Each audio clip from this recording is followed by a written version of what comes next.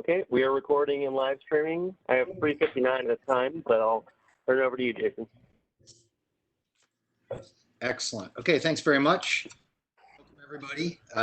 We're obviously doing this for the first time, so please bear with us if we have any glitches as we go through, but we're going to do our best. So this is the Italian Village Commission meeting for Tuesday, June 9th. I will be calling to order with a roll. So I'm going to say that Ben Goodman. Here. Ben, are you there? Okay, Brooke, are you there? Yes. David, are you there?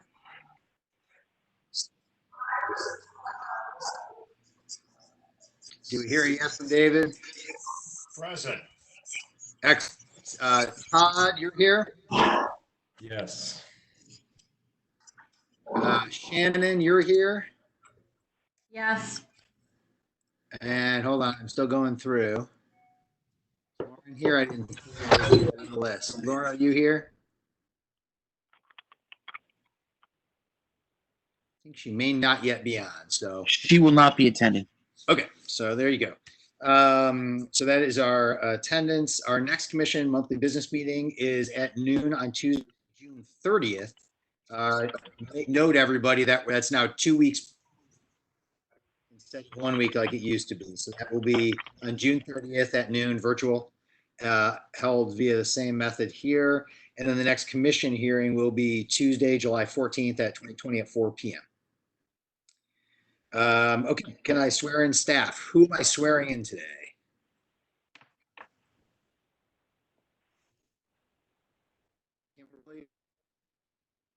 Your testimony this afternoon to the best of your ability. I do. Okay, great. And Jamie as well. And Jamie, do you promise to tell the truth in your testimony to the best of your ability this afternoon?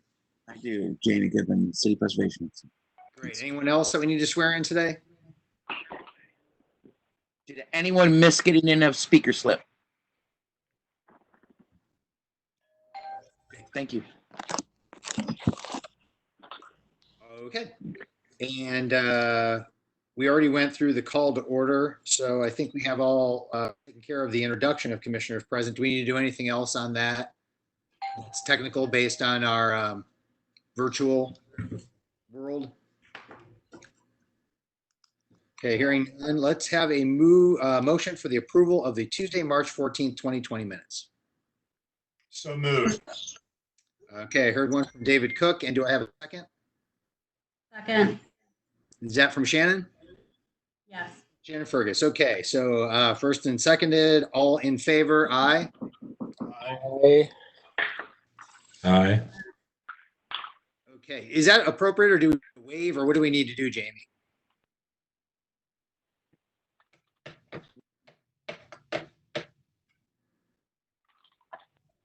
Staff on there? Did you hear? I'm sorry. I've still been muted. We need to do it as a roll call vote. Okay, gotcha. Commissioner Goodman. Aye. Commissioner Cook. Yes. Thank you. And you will have me do that, correct? Yes, sir. Okay, sounds good. Let's keep going then. Todd? Yes. Shannon? Yes. Brooke? Yes. And we already had David, and we already had Ben. I vote yes, so that motion carries.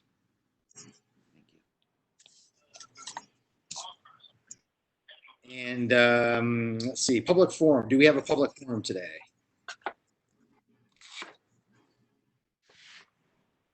Kim, are you there? Yes, and no, we do not. I will send out a update regarding the Columbia gas installation to everyone after this hearing. Sounds good. And if anybody needs an update on what's been on the Columbia gas installation on First and Hamlet, I'm sure David and I can give you a day-by-day depiction, because we've been fortunate enough to have been working from home through the entire process. So it's been very exciting. Okay, with that, staff approvals. Do I have a motion for?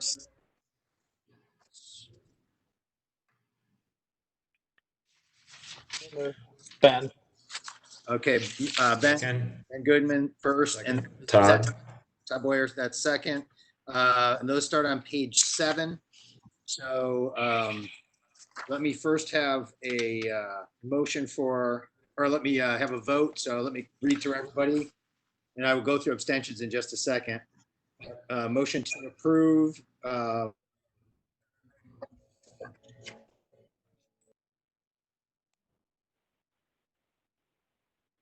are you in favor? Favor. David? Yes. Shannon? Yes. Brooke? Yes. Todd? And Jason, yes. I will go through for abstentions. Abstention 97 Otter Alley. Okay, does anyone have an abstention to 1171 Say Avenue? Does anyone have an abstention for 184 East First? Yes, I do. David Cook has an abstention, and I do as well, Jason Sudi, for proximity. Do we have an abstention for 53 East Prescott, 53 East Prescott? 97 Otter Alley? Or 17 Brickell? I just have a question on the Brickell one. Did Kimberly feel comfortable the 6-foot by 16-inch sign? And we noted yesterday that it isn't on the west elevation, just to clarify the notes on this. So I looked right before the meeting. That sign is supposed to be on the north elevation and not the west. So I will have to reissue and get that corrected. It is also similar to the C. Kruger sign that was previously up there. So roughly it looks like the same dimensions and that long skinny shape. Okay, thank you. All right, so heading back toward the beginning of the agenda. We staff applications, and the first one of those is IV-20-06-007, 933 Hamlet Street, which is the St. Joseph Montessori School. And I will be abstaining from this due to proximity. But can I turn it over to Todd, if you're there, to take us through this one with staff? Yeah, sure. Let me.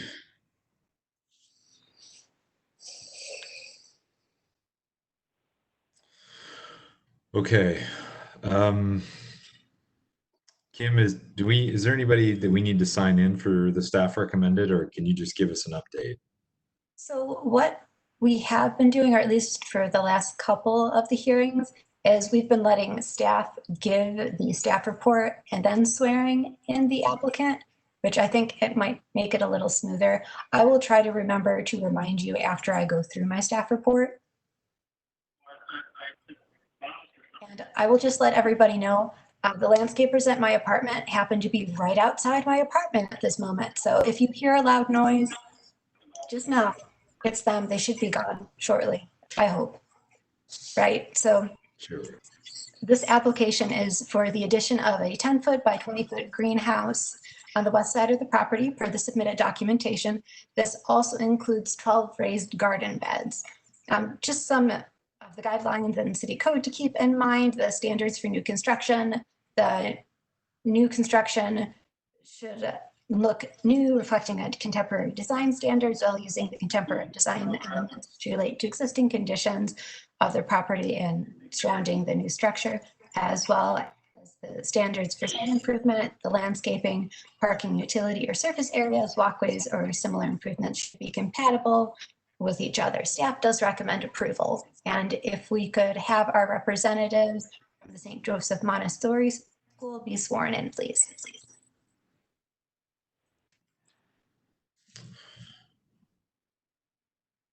Sure. So any of the applicants from the Montessori school if you would state your name for the record.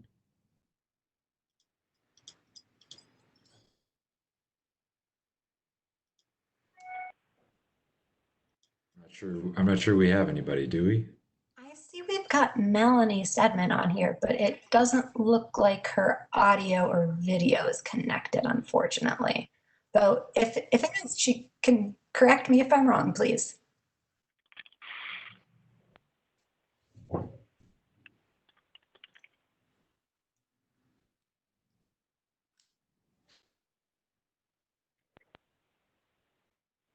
This one, if we potentially can talk about it real quick, because I don't know that there will be much opposition. Yeah. I mean, go ahead, Shannon, if you have any comments. I think it's appropriate. We knew that this was the type of use they wanted to have on the property, so we were kind of expecting this. And I think we should go forward with staff's recommendation to approve. Anyone else have any comments towards this application? Ben speaking, it seems appropriate in my mind as well for, it's educational purposes and a special site for these kinds of features. So I'm on board. Okay. David, any thoughts? I'm all in favor of it. Okay. Brooke, anything to add? I'm in favor. Thank you. Okay. With that, would somebody like to? I'm sorry. Brooke, are you able to put your video back on? How's that? There we go. Yep, Thank you. perfect. Thank you. With that, is anybody willing to make a motion for this application? I will make that motion for approval. Is there a second? Second, Ben. All right. All those in favor? I'll do a roll call. Ben, why don't you start us? Aye. Shannon? Yes. David? Yes. Brooke? Yes. This is Todd. I'm also aye. So the motion carries. All right. Kimberly, back to you for, well, I guess Jason, back to you for application number 2. Sounds good. IV-20-06-008, 251 East 3rd Avenue.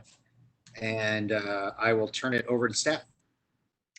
This application is for a wrought iron fence proposed in the front yard per the submitted documentation. Things to keep in mind are the standards for site improvement as listed below, including the landscaping.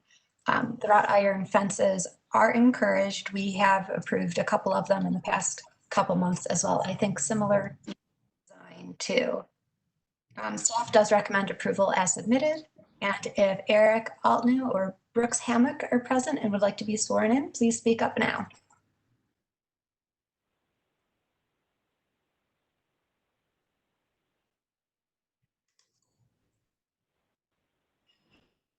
Okay, it does not appear that we have any applicants to speak. I'll go through the commission and see what everybody has to say. Brooke, do you have any comments on this one? I think it's fine. The only thing that I noticed is that there seems to be a disconnect between the fence and the railing. And so I'm not sure that it's a big enough deal to cause any hiccup in what they're trying to do, but it just seemed if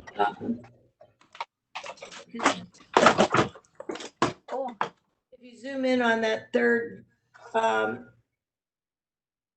zoom in on that, and then so I thought that the railing and the fence were kind of not working well together. I would like to join in on that and second Brooke's comment. This way, we'd leave the picture back if we could bring it back. Notice how on both houses next door as well, the struts run horizontally, not vertically. And why wouldn't you want to continue the horizontal line and make it relevant to this house and also to be a good neighbor? Well, speaking about good neighbor, it looks like there's a fence on the adjacent property that has vertical spindles. And I do think we're kind of getting in murky water when we're talking about sort of historic context that you didn't typically see horizontal elements. So I would offer that as a thought of consideration. But I think I'm on board for the application. As I understand what both Brooke and David are mentioning, but I think I can be comfortable with the application as it stands. Okay, Shannon, do you have any comments? I do not. Okay, Todd, did you have anything to add? I don't have anything to add. And neither do I. I'm in support as submitted. Would anyone care to make any additional comments before we have a motion? I would actually. There is one thing that I have noticed about the site, and that is it slopes. And the elevations don't really sort of account for that slope. And wondered if the applicant mentioned anything about whether they'll be stepping the fence elements or not. Staff? They have not mentioned anything. We might want to get some clarification on that. So I think that in some ways we should maybe have some sort of caveat that the fence shouldn't be just going downhill where the vertical elements sort of go off of plumb. Do you follow me? They need to be stepped in some way. The panels need to be stepped in some way.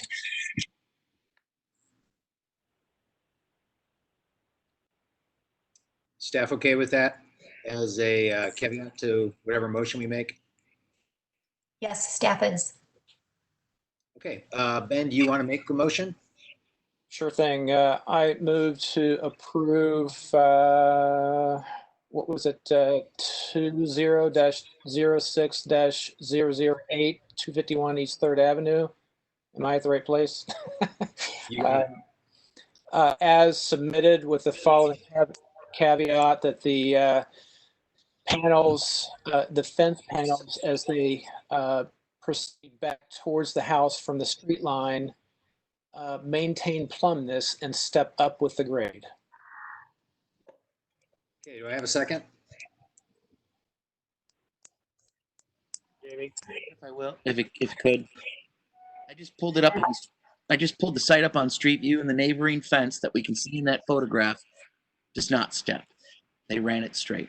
I don't know if that's going to affect anybody else's vote, but they are in close proximity to each other, and I thought that would be worth mentioning. Thank you. Jamie, before you go, so are you saying that they maintain the height maintains a constant datum, or the whole thing is like sort of crooked? It follows the slope. So the spindles are not perpendicular. That would be they would at some point fall out of it. You can see it there.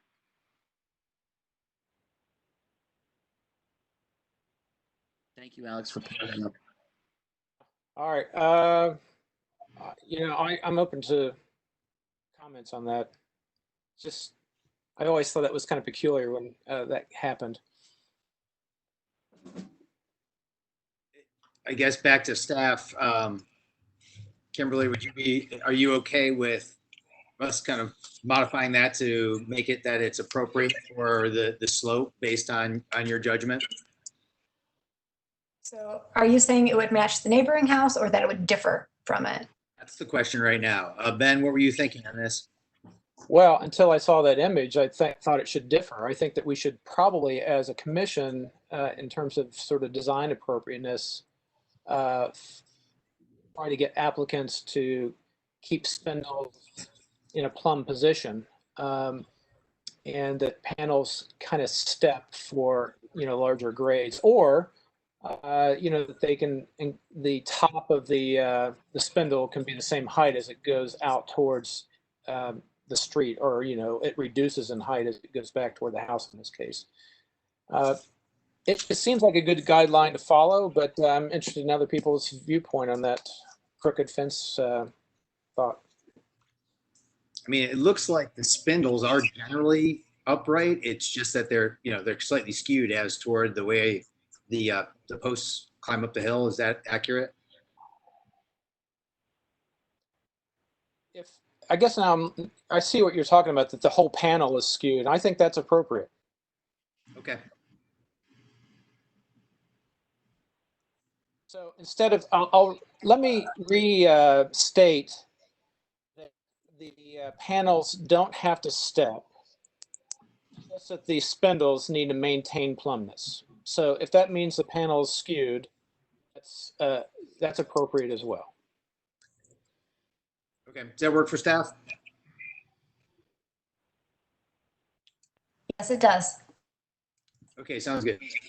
So go through that. We had Ben made the motion. Who had originally seconded that? Oh, I did. Okay, you're still good with that second? Yes. Okay, that's Shannon. And then so let's all vote. Ben, do you vote in favor? Aye. Shannon? Yes. Brooke? No. David? Oh, Todd? Yes. And I vote yes, so the motion carries. Okay, so staff, are we good on that one? Yes, staff is. Thank you. Okay, great. Moving on to the third application, 20-06-009-1062 Hamlet Street. I will turn it over to staff. This application is to remove an existing chain link fence around the front yard with gate, the submitted documentation, and replace it with a new 36-inch wood front fence, which we have the pictures of what the fence is going to look like, as well as a rendering. This also goes through the similar city code for site improvements. Staff or fences of wrought iron, stone, or wood are typically encouraged. We do want to look at the landscaping with similar improvements should be compatible with each other and to the subject building or structure. Staff does recommend approval as submitted. And is Marco Piazza there to be sworn in? Yes. Marco, can you state your name for the record? My name is Marco Piazza. And do you promise to tell the truth in your testimony this afternoon to the best of your ability? I do. Okay, great. What do you have to tell us? This is my first time doing this. We've just moved, so most of the information was just covered. Just here if you guys have any questions. Okay, great. Let's go through the commissioners, see who has any comments. Todd, do you have any comments? I don't yet. No. Okay, well, you can always come back if you have any. Brooke, do you have any comments? How tall it is and what size are the vertical slats? Okay. Yes. So it'll be 36 inches high. Each slat will be spaced 2 inches, and they will be 4 inches wide. Okay. And you're painting it white? Correct. That's the plan. Any other comments, Brooke? No, thank you. Okay, David? yes, Marco, welcome to the neighborhood. And sadly, though, I'm going to say that I don't think this is the right solution. I walked this block over the weekend, and the piece of wood to your north, the fence, that's really protecting the other property. And other than that, there are no fences at the sidewalk line. And you also do have a full height 6-foot fence in your whole very large backyard. So I would be somewhat interested if this moved away from the sidewalk and moved further toward the house, but not come all the way up and start breaking what is basically a continuous yard line along that entire block. materials are really dominant too. The whiteness of that, the number of spindles, it just is a barrier. I'm all in favor of taking the chain link fence down, but there is no other fencing done on that block in those front yards. And I think it would be a bad precedent to start. Okay, let's keep going through the rest of the commissioners and then we'll give the applicant time to respond. Ben, do you have some thoughts?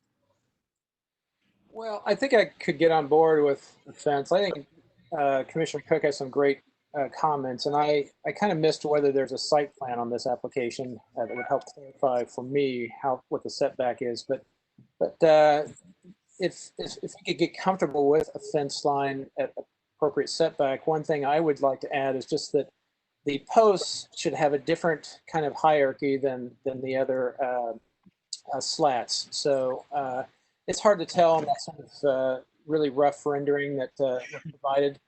And I just think more detail is needed for the fence. We typically like to see a good scale cross section of the fence so that we make sure that we understand what the materials and deep proportions and measurements are. Finished. Okay, Shannon.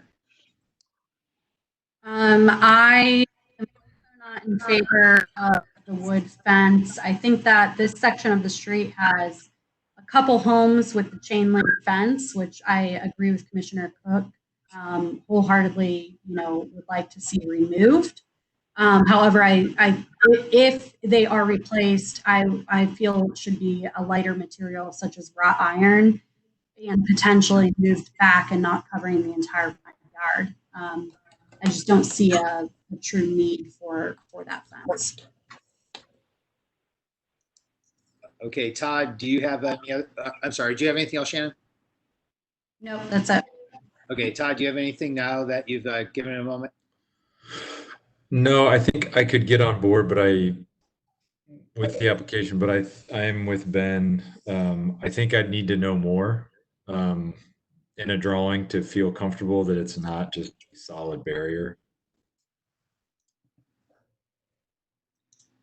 Yeah, I think pretty much right in lines with Shannon's. I can be okay with the location, but I think it's probably a little heavy to be right adjacent to the sidewalk. It's a really nice style of fence you're proposing. It just is a little bit heavy. So I think if it was a lighter weight fence, like a wrought iron, that'd be okay. Or if it was more further back in the yard, I would be okay with it either way.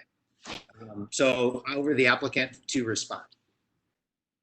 Understandable. The only thing I was basing it off of was what I found online, which is predated material.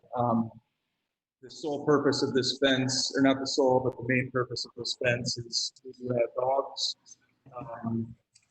I'm just trying to be as neighborly as possible with my barking. Sometimes they are excited by walkers by and so on. So that was the biggest thing. Every square inch of yard that we have available is really important to us and to the animals, of course. So that's why I'm pushing to replace what we have there as far as where it's located in the yard.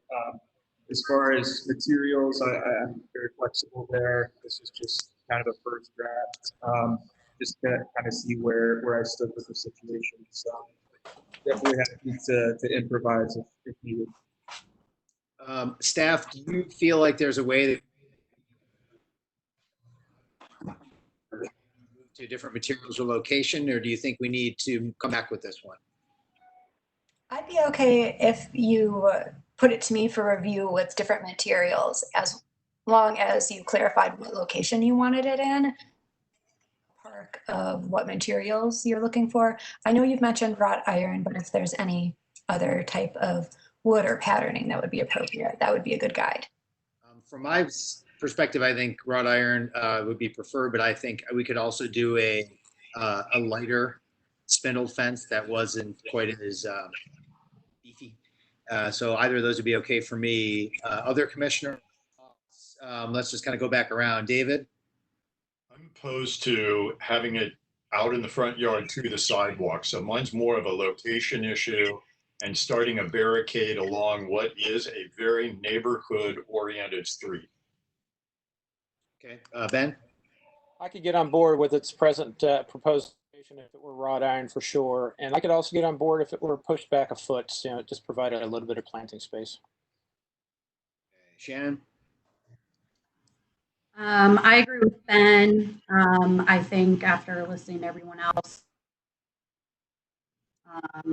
to do it 1 foot further back to allow planting bed in the front and have it be wrought iron. And see what the other commissioners think.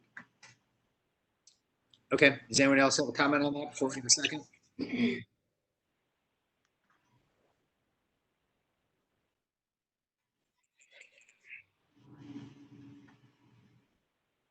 Typically, we don't continue staff for recommendations, but isn't that essentially what we're doing? I thought we were voting on actually Shannon made a motion, so I guess I should ask the applicant, would you be okay with that? If we move forward, having you change the materials and move it back a foot, is that something that would be amenable to you? It could. The only question I have with moving it a foot is present. There is a fence present in the location. I'm just replacing it. So that would be my biggest push there. They're also redoing the sidewalk right in front of my house this week. So this would be an awesome potentially to be able to get something in the ground while there's still a possibility and not have to dig up anything from there.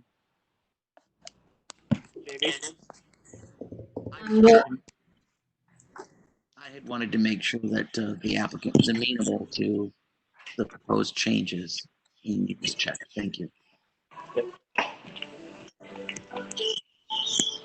So I guess then it sounds like you're not interested in moving it back. If that's what I have to do, yes, that's fine. That's 1 foot. Okay, and then commissioners, do we want to give a little flexibility to the materials to staff, or are we sticking with wrought iron?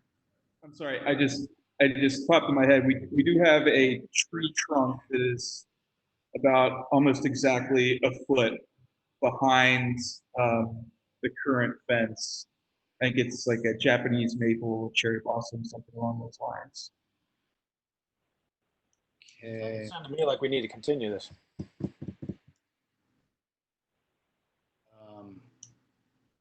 And if we continue stuff like this, we'll end up never getting through any of this, doing it by I want to WebEx. point out we are on the third application.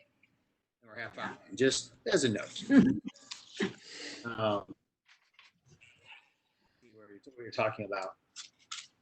And I don't know if foot's a magic number or if that was just something you kind of came up with, but there is a fence that does go all the way to the front, the side right now. So. Oh, so it would, okay, then I'm going to amend my motion to put it in place of the exact location of the current fence, but I'm not flexible on material. It needs to be wrought iron. Okay, is the applicant amenable to that? Yes. Okay. Do I have a second to that motion? I would second. Second. Okay, I've got Brooke or Todd. I'll let staff decide on that one. It was a tie. So then I will go for a vote. All in favor for Shannon, Yes.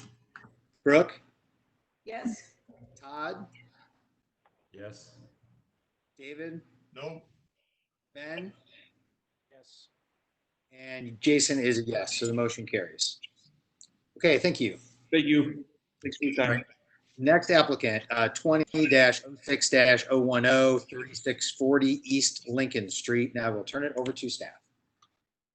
All right, this application is for the addition of 3 neon parking signs on the parking garage per the submitted drawings. Just something to keep in mind with the guidelines, the wall signs should be at maximum 25 square feet. Projecting signs are a maximum of 12 square feet. Staff does recommend approval of this application. And is Derek Bonar, hopefully I'm not butchering your name too badly, here to be sworn in? Great, let's swear you in. Will you please state your name for the, Derek Bonar? and you promise to tell the truth in your testimony to the best of your ability this afternoon? Yes, I do. Okay, great. So staff, do you have anything else?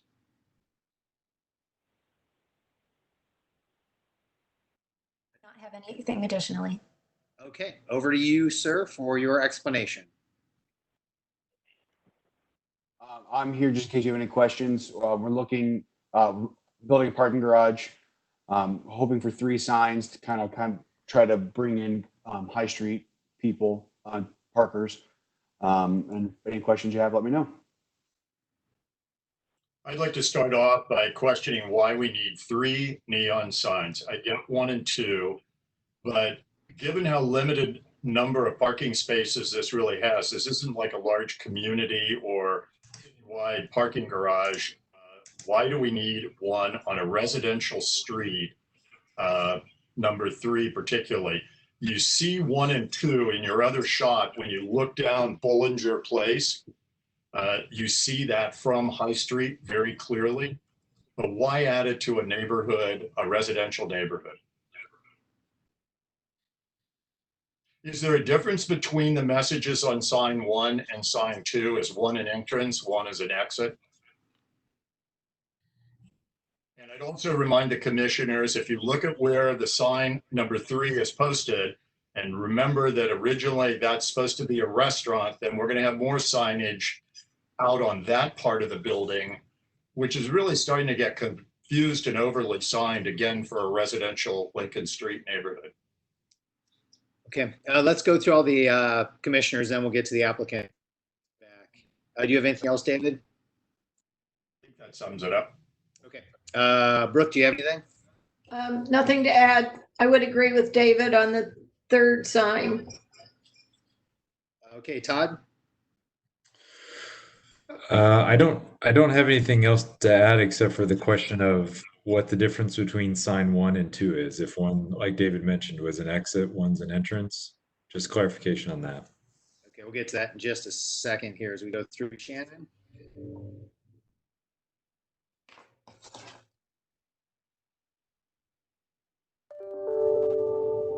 Shannon, did you have anything? I lost her for a second. No, I have nothing else. Okay. I agree with David. I think in the past at another garage, we allowed a sign that was like sign 3, but that location was not a residential street, and we're already pressuring this street a little bit with this commercial and parking situation. So I think that they've got good exposure with signs 1 and 2. The other commissioners, you'll see that it's really just both of them are parking signs. It's just one of them is facing Bollinger Place. The other one's perpendicular and viewable from Pearl. Yeah, it's like a wall sign, a blade sign, it looks like. I don't have any other. I agree that it's a challenge to have that one on the residential side. I'm not sure if that's necessary. So with that, over to the applicant to respond. Thank you. Commissioner Goodman was correct. Sign 1 and 2, one's a blade sign, one is a hangs off the wall. That's what I think page 5 of the application is. The next one down from that. Yes, thank you. And then sign 2 and 3 are effectively the same sign. So they both got the arrow kind of bringing people to the entrance to the garage. We were trying to be really thoughtful with sign 3, not to oversign it or have the wood parking or anything. Try to be minimally impactful to the neighborhood. We kind of went back and forth on it if it wanted to hang off the building or be flat on the building, but we kind of feel strongly that the sign 3 and 1, are the signs that we feel like we really need. This is about a 280 spot garage, 260 spot garage, and it is largely public parking. Mr. Bonner, did you happen to work at all with the plan that they were doing for the overall short north through that Betsy Pandora and her crew were helping put together with a consultant? Because I know that there was a strategy that was getting developed for how parking would be signed, and I didn't know if there was an opportunity to maybe have something that was more designating this entrance from High Street rather than try to kind of glom it into the Lincoln side. I have not worked with Betsy. A colleague of mine on the hall has been. I know they're working on some public art pieces. I think they're going to try to bring next month Okay. to you guys. So I know that's kind of been a big thing, trying to find the right artist for that. But we'd be open. I guess we'd be open to whatever you guys come up with collaboratively. Yeah, I mean, I think my take would be at this point, I'd be reluctant to allow sign 3, and I'd be okay with both side 1 and 2. And if there was a compelling argument for that sign 3 as part of the larger strategy that the Short North was developing, and you brought that back, then I'd be open to listen to that, certainly. But I'd like to understand how that fits in.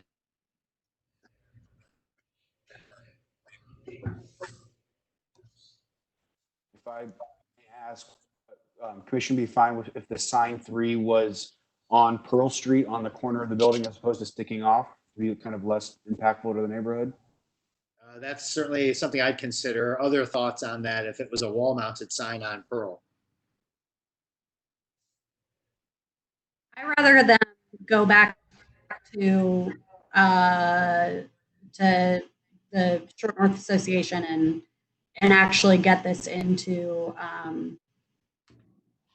make sure that it is similar to what they want, and then we can approve it. Because I feel like there were some size requirements as well. I mean, there was some aesthetics that they were also trying to go for to make things consistent. That's true. And last I heard, I think they were trying to get the blue as the typical color, but I don't know. I haven't followed that lately. That was the recommendation to us. It was to make it look the way it does. Okay, good. Okay. I'm with Shannon and Ben Goodman speaking.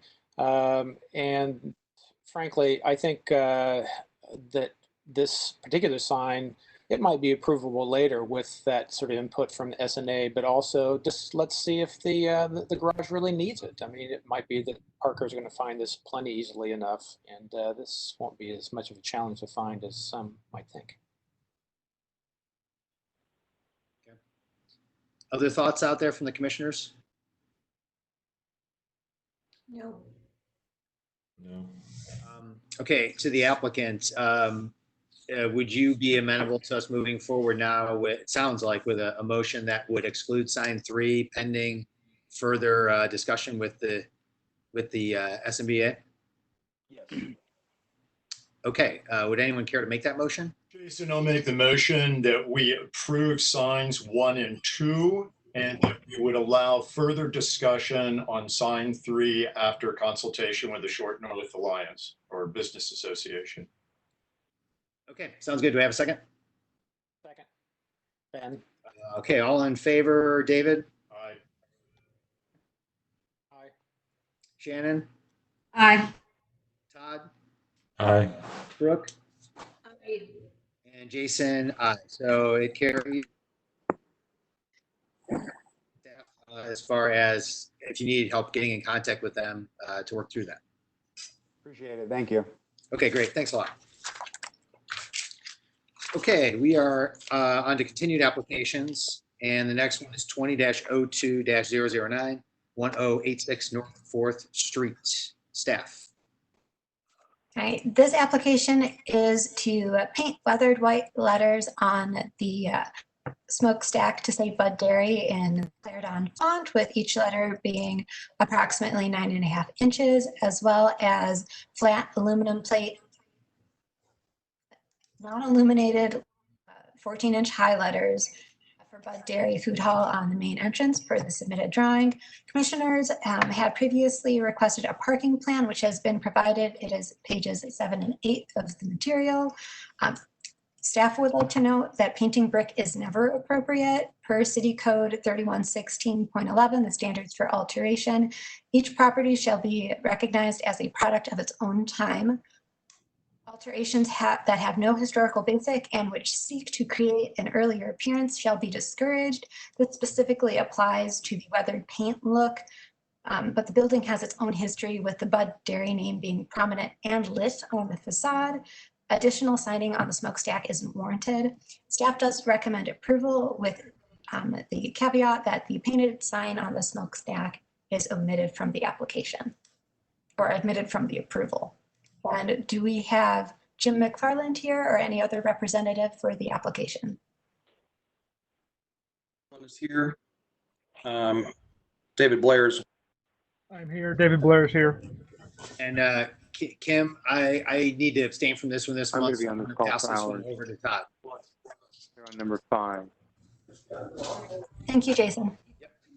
I have steaks and salad and the elements to make sure I saw it, but I Okay. So, So we need to swear in the applicants, and they will need to turn on their video, which now they're on the Bud Dairy building. I can't see Mhm. if they are on or not, but If there's somebody take it away, talking, Todd. like somebody's talking in the background, can you mute if you're not part of the applicant or a commissioner? for all the applicants present, I need all of you to please turn on your video if you can. And then we will need you to state your name for the record, please, if you can go one at a time. And then, well, let's start there. If you'll state your name for the record. Jim McFarland. David Blair. Okay, do you gentlemen swear to tell the truth in your testimony this evening? I do. Yes. All right, thank you. Why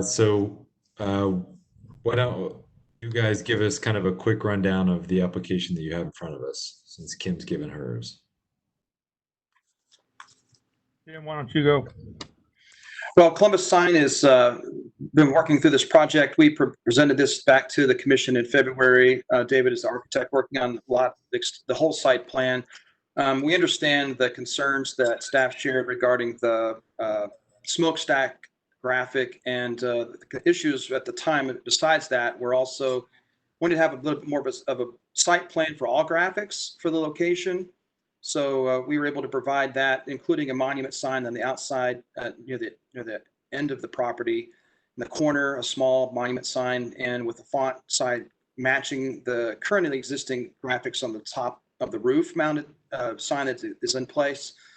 The concerns also had to do with the food court section that's on the application, that we wanted to come up with a little bit more of an artful design, something a little more contemporary, that's more relevant and appropriate for a parking lot area.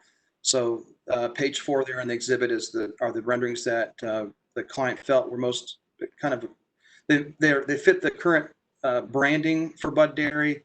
At the same time, they're able to respect and reflect on the historic nature of the site by keeping the original font, original type of layout at the corner monument as well as the rooftop.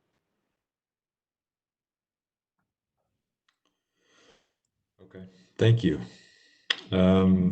Let's go around. Brooke, do you have any comments? No, I don't have any comments at this time. Okay, David, any thoughts? Okay, just so that as each of us speak, I think we ought to say how we feel about the smokestack, and I'm a definite no on the smokestack. I'm the one that had back to 3, please, or 4, please. We had talked about last time realizing that cars parked in the parking lot would basically, this panel, the last time we saw it was full. Food hall was as big as the Bud Dairy. Is that like a trademark or something after Bud Dairy, or is that a CO for company? It's a CO, David, sorry, this is Ben Blair speaking. It's a CO for company, and the Bud Dairy Company Food Hall, that is the branded logo, trademarked logo for the food hall area. So. Okay, again, I guess on this historic building, I just don't see the need for this sort of 50s sort of retro panel or line that's running around the Bud Dairy. And again, as you look at the aerials and as you look at the property as you're developing it, if you don't know you're already at Bud Dairy by the time you've navigated getting into this parking area, seriously, I mean, it's not just pulling off of 4th Street. You darn well know where you're going. And so this to me is just really unnecessary signage that isn't matching this historic building. I know it's on a new surface, but it just doesn't seem like it complements the building at all. So I am opposed to this piece of signage specific. Can I respond to that, David? Again, I'm going to say this. Should let all the commissioners speak first and then we'll. Sorry. Yes, sir. No problem. Sure. Thanks, David. Shannon, any thoughts? I am fine with the sign on page 4. I'm also fine with the smokestack. I understand staff's painted brick. However, we did allow it at Coseca. It's a little bit new at this for us. However, I mean, I understand I'm probably the only commissioner, so I'll go with the other commissioners on saying that out. But I'm fine with all the other signage. As long as I assume that this wrapping around the food hall, that basically this is just the actual logo. And that's why that wrapping is there on page 4. If the wrapping is just to be there, I could be fine with just the words. But. Gotcha. Understood. Ben, any thoughts? Sure thing. Sorry for the noise here. All right.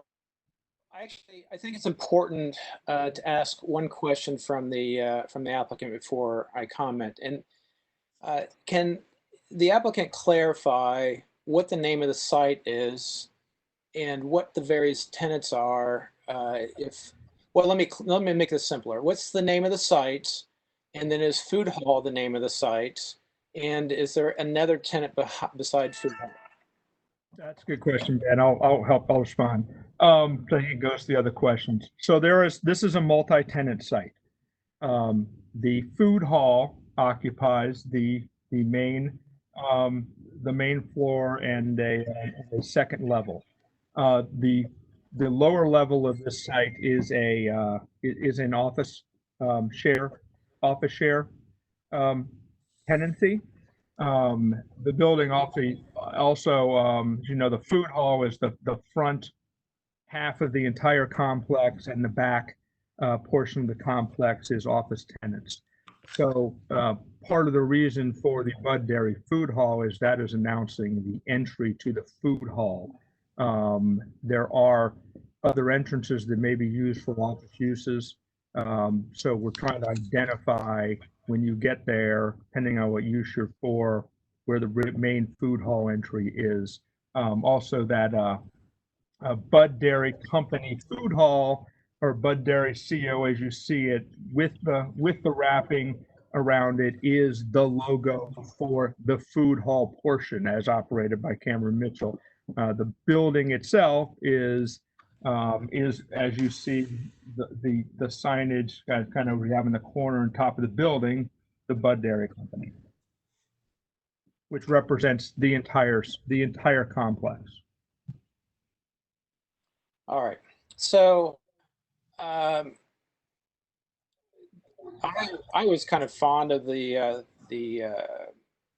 stylized Bud Dairy food court thing, even though some aren't.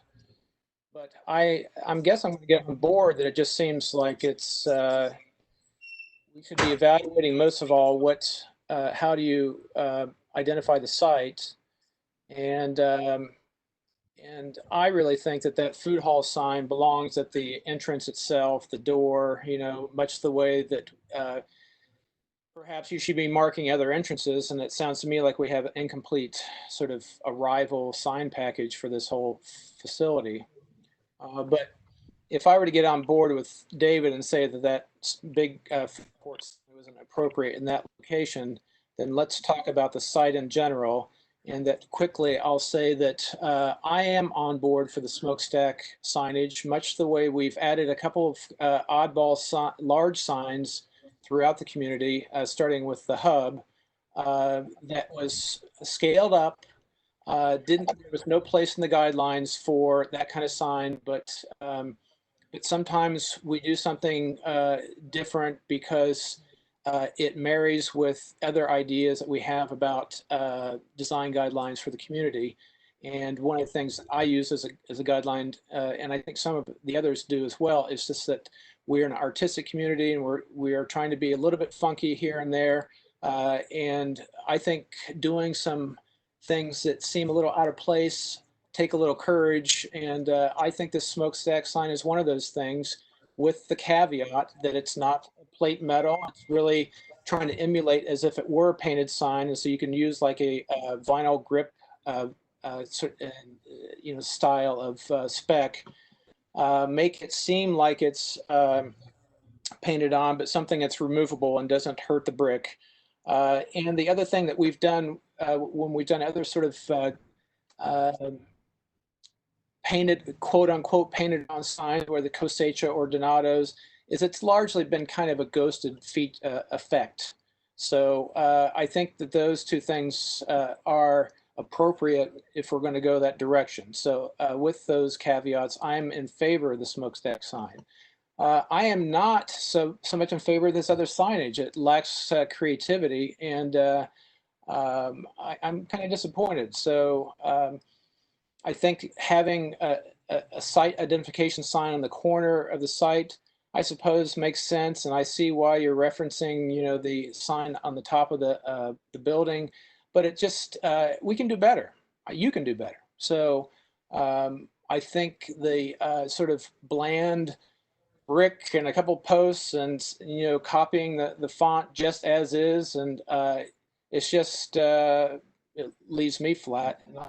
And that leaves you without an advocate in me for some of the other things. So and as far as the directional sign goes and the arrow, I'm not sure it's really appropriate, but maybe if it were a little more artistic, I could get on board with that. So, and the only other thing I'll add and really reiterate is that if there are going to be other entrances and there are going to be signs for those entrances, we need to see those now. All right, thank you, Dave, or thank you, Ben. My thoughts on it are, I think I could get behind the smokestack sign, with the caveat that we wouldn't do the monument sign at the corner or the parking kind of identification entrance signs. And then I actually don't mind the food hall sign on the wall as it's shown. But those are my thoughts. So Jim or David, I don't know if you have any additional comments based on what you heard. If you do, bring them up. Otherwise, I'll ask somebody to make a motion or continue our discussion. Let me give a little background of a couple of the signs, and then Jim, if you got something to offer, great. Thank you for your feedback on the smokestack sign. I don't think we have any issues with that being kind of what Ben mentioned, a vinyl grip product rather than paint, and I think there was some back and forth as to whether it should, kind of appear as if it's new or if it should appear as if it's ghosted. We can go either way with that. If the board has any more discussion on it, I think originally we kind of thought it would have an aged look, but which I'm fine with. But again, it seems like there's been some back and forth on the board, maybe not just this board, as to how those what I'll call building painted signs should appear. But we can go with either one. We would still like to have that sign. I will go back to obviously that I'm not going to reiterate the sign at the wall again. I think I covered that. What it is, it's their branded logo. That's the sign that the owners and Camerons need on the wall as their branded logo, and are willing to alter what their brand is. The other is just I think it'll help on the inside of the building. What I'll call kind of there's some fun whimsy to the signs, but there are also some wayfinding. They are really very similar to the way the parking sign. The way it's set up, it's just really a white sign with the black letters and the arrows that's black on the end that is directing you around the building, a little bit like a street sign. Yeah, it's not overly designed, Ben, really kind of on purpose. We've really, there's been some bollards, some heavy fence bollards, obviously in the area, and there were some on the building. We're really kind of reusing some heavy fencing bollards in that location. So we're trying not to be too fancy and be a little kind of pulling from what's around that area. So we haven't tried to over design it and keep it fairly simple. But the actual, as you see, the arrowed parking sign, etc., does emulate the signage on the inside. And I think we've covered before the parking in this is going to be tricky. We do want to have, not overstated, but we do want to have a sign that directs parking and starts to give clues to the people that are in the streets as you're pulling in. The corner sign, we thought it was nice to emulate what was essentially on the building overall. The corner sign, I think, could look a little too suburban. So if we kind of did an emulation of what was on the building, we went that way. Owner doesn't want to get too kitschy with it. He doesn't want to get. I know, Ben, you've been pushing for and talked about, and I'm not necessarily on the same page with you about some real creativity and some of that, but he worries about it getting, I don't know, it getting too. I guess we'd rather have that be the art that we want to do on the north side, where there's some areas up there, and have the building speak for itself rather than that sign get call just too creative, for lack of a word, on my mind right now. So that's a little bit of background, I guess. If any of the board members have other questions, or Jim, if you want to fill in anything.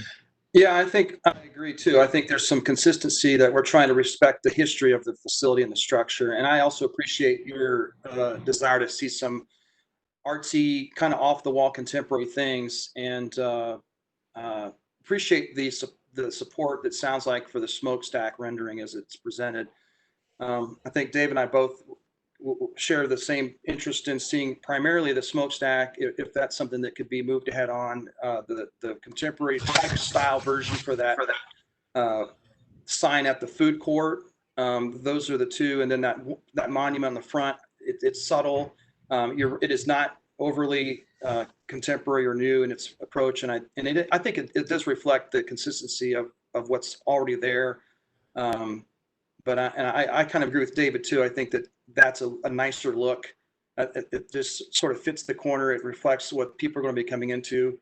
So I appreciate the comments that staff has made as well. In terms of the direction, I think those are some things that we try to want to stay consistent with the kind of wayfinding we have in the interior of the building as well as what's on the outside. So I just don't know what other changes specifically you want to see that would make this more suitable for the contemporary side of things. But we feel overall as a package that what we've got presented here is a really good reflection of what's been there, as well as the kind of opportunities for the access for multi-tenant to have access to the food court. It's well presented. So if you've got some other specific things you think really need to happen, glad to hear those. But I think for the most part, this is the package that the client really feels that is the best for the lot. Okay. Thank you, guys. Chairman Boyer, could I make one additional point for the other fellow commissioners? Sure. Would you go back to page 1, and you were enlarging the upper corner picture that's in the upper right-hand picture of this on its side there? If you could enlarge that just for a moment. Okay. You tell me one other building that we've allowed one owner to have 4 signs. Count them. There are 2. There's one on the west side, one on the south side. You've talked about this corner one that the address blends in with the brick. You can barely even read it. And then you want to add one on the smokestack. Commissioner Goodman, when you think of the Hubbard that you raised, there's only one sign on that building. We didn't let other tenants put multiple times their name. And that's the reason that the smokestack Also, it doesn't make sense. There are two historic signs. It would be like adding 3 more Wonder Breads to the building. No, we only let the neon one be the real one. And it's against clearly the guidelines. And there's a sign on the corner in the short-term guidelines, which temporarily have been adopted for 4th Street until others are written, clearly says no brick walls. They cite the back of the old Rigsby building site as being an inappropriate sign. So this is absolutely an example of one that is not acceptable based on the brick pylon, that we're not to build brick walls around parking lots and things like that. So guys, we're going to be consistent, setting ourselves up for an interesting situation if we have 4 signs on this one building, just about the Bud Dairy Company. Jamie? Mr. Chair, if I may, I wanted to point out 2 questions. One, generally wayfinding such as the parking arrow does not need to include the name of the business yet again. This is something that in all the historic districts, the McDonald's and Wendy's, in fact, have been held to. So that's something that I think should be thought about. But lastly, it's a good question that if there's a secondary use that is the office use, will that be returning for another sign? Yeah, and I just like glom on to what David's saying. I think it is too much signage, and this corner sign is so suburban, and so yeah, I could actually get on board with the smokestack over the suburban sign, but even that said, this suburban kind of monument thing seems way out of place in this site. So too much signage, I agree. It's just, I'm not in support of the project as it stands right now. Well, I think because there are so many different signs and maybe, well, I guess I would suggest maybe we break this up into an A, B, C, D per the sign. And then we can vote to continue certain ones or, well, actually it's up to whoever would like to make the motion, but, I would suggest either we break it up, or I think that's probably the right move. And then we can vote on each sign independently. So if there's somebody that would like to make a motion, please feel free. I could. Go ahead. We'll say it's A on what application we're on right now. 86 4th Street. Yeah. Okay. So let's just talk about the smokestack first. So let's make that motion 20-02-009 to approve the smokestack proposal with a grip vinyl type of material in some fashion that's probably going to be emulating ghosting. Seconded.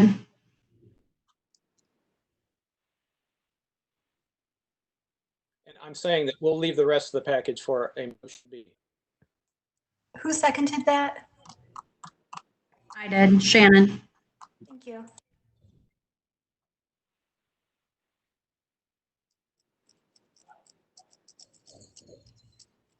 We lost Todd. Seems like we lost a couple people. Let's see here. This is James Goodman speaking. We'll give it a second. Mine's had to restart once. We'll let Todd, because we're in the middle of a motion in second that is on the table. And we have our chair, Mr. Suki, is abstained from this application. Let's give it a moment for Mr. Boyer to restart. You think the chair could actually just function to call the vote? I can do that. I can do that for you. You have a motion and a second, and that is to approve the smokestack with vinyl material instead of paint in a ghosted manner. All those in favor, you can go down the line. Ms. Michael Smith. No. Commissioner Cook, No. Commissioner Goodman, Aye. where are we at? Commissioner Fergus. Yes. We are waiting on his vote. We have a tie.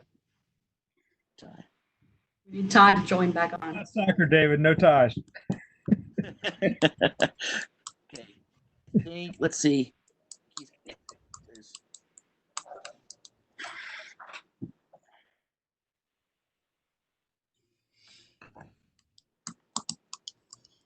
Never a good time for a dropout, right? Modern living. It's okay.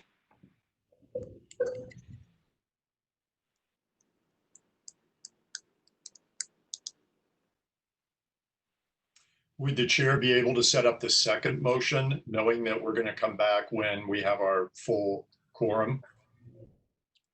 The time Actually, anyone could make that motion. Someone would like to make a motion on the substance of the rest of the application, or it was originally talked about splitting it into 4 different ones.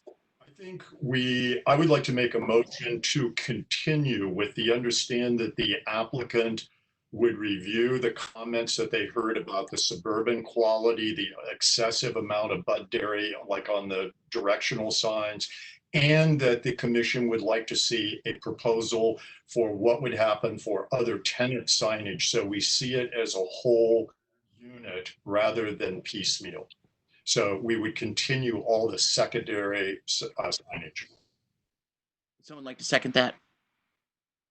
Second. Thank you. Miss Michael Smith. Aye.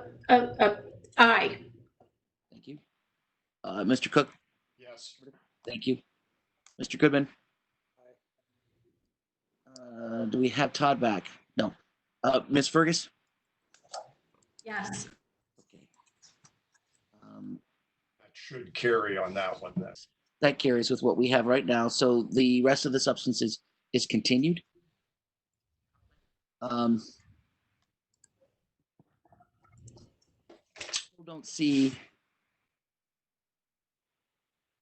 don't see Mr. Boyer.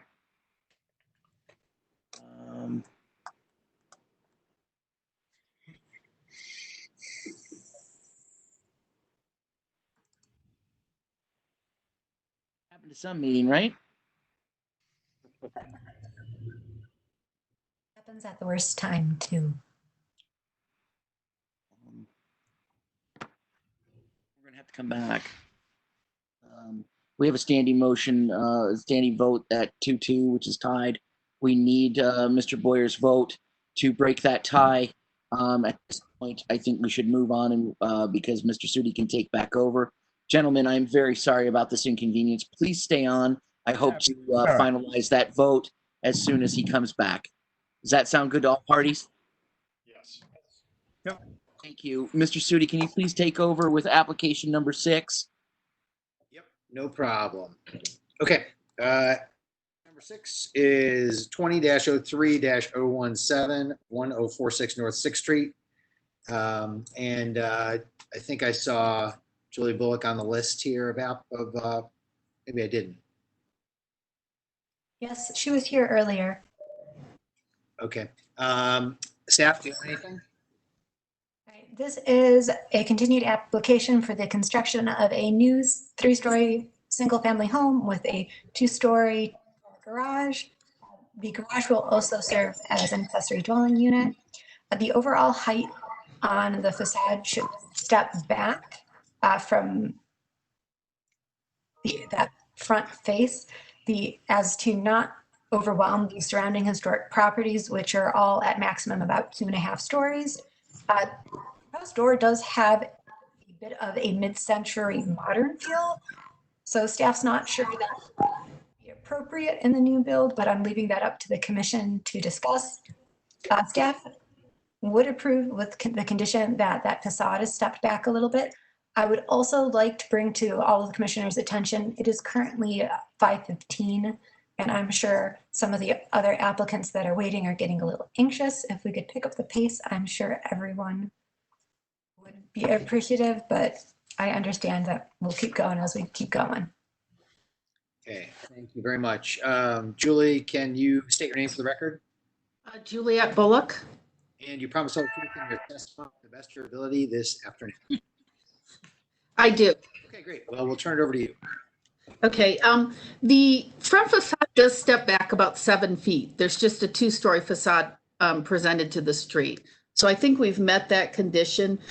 We've made a lot of modifications since the last submission based on the input, simplifying the roof forms, simplifying the windows, getting rid of the heavy front porch, kind of addressing, the massing. I think Mr. Goodman had commented on the north elevation and the 4 different roof forms. We've pretty much taken that all down to just 2 basic massing pieces, the slope piece behind that is the siding, and then just the secondary, well, not really secondary, but the other piece, secondary piece that wraps the building, that's the 2-story element. We've also simplified the garage quite a bit, got rid of the porch on the garage, got rid of the Juliet balcony that no one liked. And just overall at the porch details and how they're detailed to be more contemporary in feeling as well.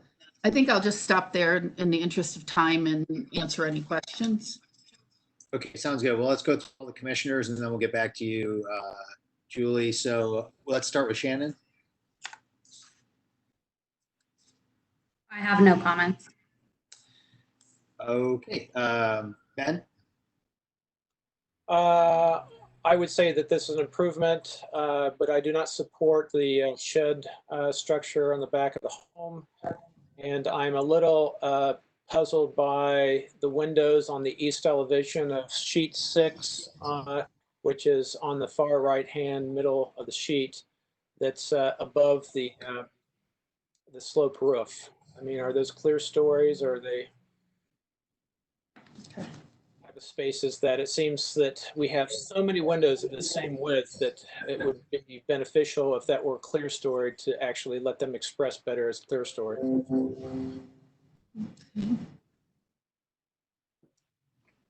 Okay, Todd? Still not back? I guess I forgot he had dropped His house. I'm trying to working with him to get him back online on his phone. Okay, Brooke? I'm uncomfortable with this. It's still, I know it's been simplified, but it still seems really busy to me. And I don't know, I think it's all the different types of window. The rhythm of the windows doesn't really make a lot of sense to me. And I would agree with the shed roof structure on the back of the house seems a little foreign as well. That's all. David? I expressed those same concerns, and while we're on the image that we're all looking at, Julie, can you explain on the north elevation? I see 2 large square windows. One almost touches the parapet at the top, and then there's this white something in between. Can you tell me or help me understand that? That's actually going to read as just a band of windows vertically. It's all going to be the same color. That piece that's white is actually a metal piece that is, paneled in with the window system. Okay, thanks for explaining that. But then the way it touches the top band, almost like a gutter line or the horizontal, just seems very misplaced given all the other windows. So I'm having a hard time with that. Yeah, it actually cuts through that band, and that band is back. It's a little hard, I think, to read on this. And I apologize for that. But it is in a different plane. And I'll just, while I'm speaking, those windows on the back elevation, those 4 windows, those are the windows in the master bedroom in the middle. I don't think we could make those clear story. I think first, So you're responding to Ben's comment about the east elevation, which we're not looking at right now. Okay. But- sorry. Sorry about that. Those windows in the middle are in the master bedroom. And then above that is a balcony and those doors set way back. I don't know that those doors on the third floor would ever even be visible. Unless perhaps you're leaving this person's garage and looking up. You'd have to get pretty far away. So you're really confronted with a two-story facade at that point, because that's set back quite a bit. Other comments from other commissioners? Yeah, I think that the step back, I agree. I think it meets what I'm thinking of. It's a little bit of an unusual street where we got kind of a collection of more contemporary and traditional styles. And for me, it works. I think that simplification does the trick. I don't have a strong feeling about the shed roof on the back. I wasn't crazy about it before, but not enough to vote no. But I was more concerned with the front.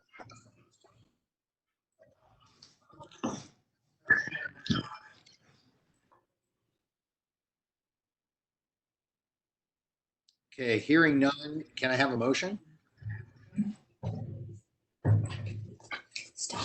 So move to approve. Do I have a second? Seconded. Okay, call the roll. David?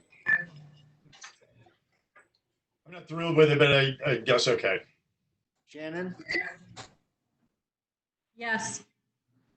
Ben? Negative. Brooke? No. And I'll vote yes. So the motion carries, I think, 3-2. Thank you. Okay, Julie. Later, Sue.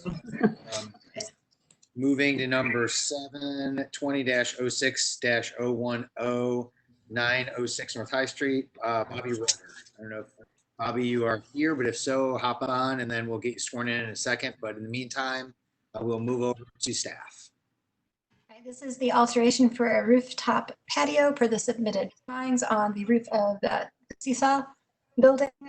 This is an addition of a 300 square foot rooftop bar under the existing pergola. Commissioners have previously expressed concern over rooftop bars or party decks, which might generate noise complaints. The bar is on the north portion of the building between North High Street and the parking lot. Per the short north design guidelines, rooftop structures and spaces should be complementary to the principal building with minimal visual impact on the streetscape, and structures should be compatible with the architectural character, design, and materials of the principal building. Per the guide, copied that accidentally. Staff does recommend approving it. It's set back far enough that I don't think the bar would be visible, and I believe the pergola is already existing. Staff turns it back over to Commissioner Sudi to swear in the applicant. Okay, do we have the applicant?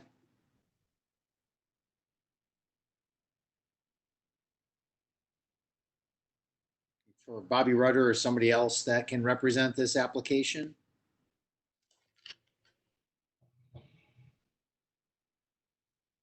Doesn't appear we have them.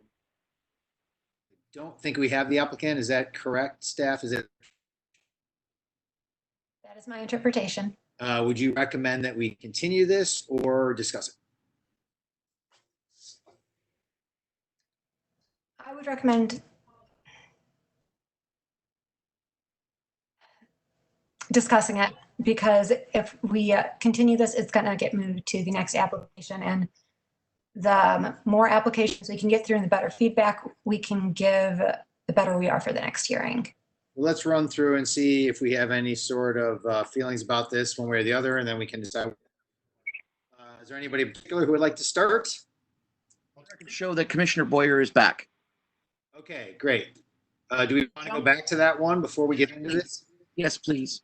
Okay, well, I am abstaining, so I'm going to hop out, and Todd, it goes back to you, and Jamie can, and Kimberly can explain what happened. I'll just bring it up real quick. Sorry we lost you. Thanks for getting back on board. Sorry about that. These things happen. We had the vote on the smokestack with it being vinyl and vinyl material in a ghosted manner. And that vote is stalled at 2-2. You are the deciding. Oh, great. So once again, that would be a Bud Dairy written on Smokestack in not Okay. paint, but in an applied vinyl. That would be a ghosted manor. Can I make a point of order from the applicant, just to make sure Mr. Bohr is aware that the rest of the package was continued before he makes his decision? Thank you. Thank you.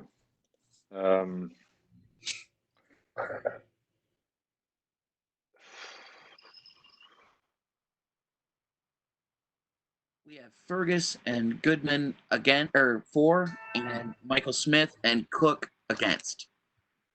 And Commissioner Sudi, of course, is abstained. Right. Thank you.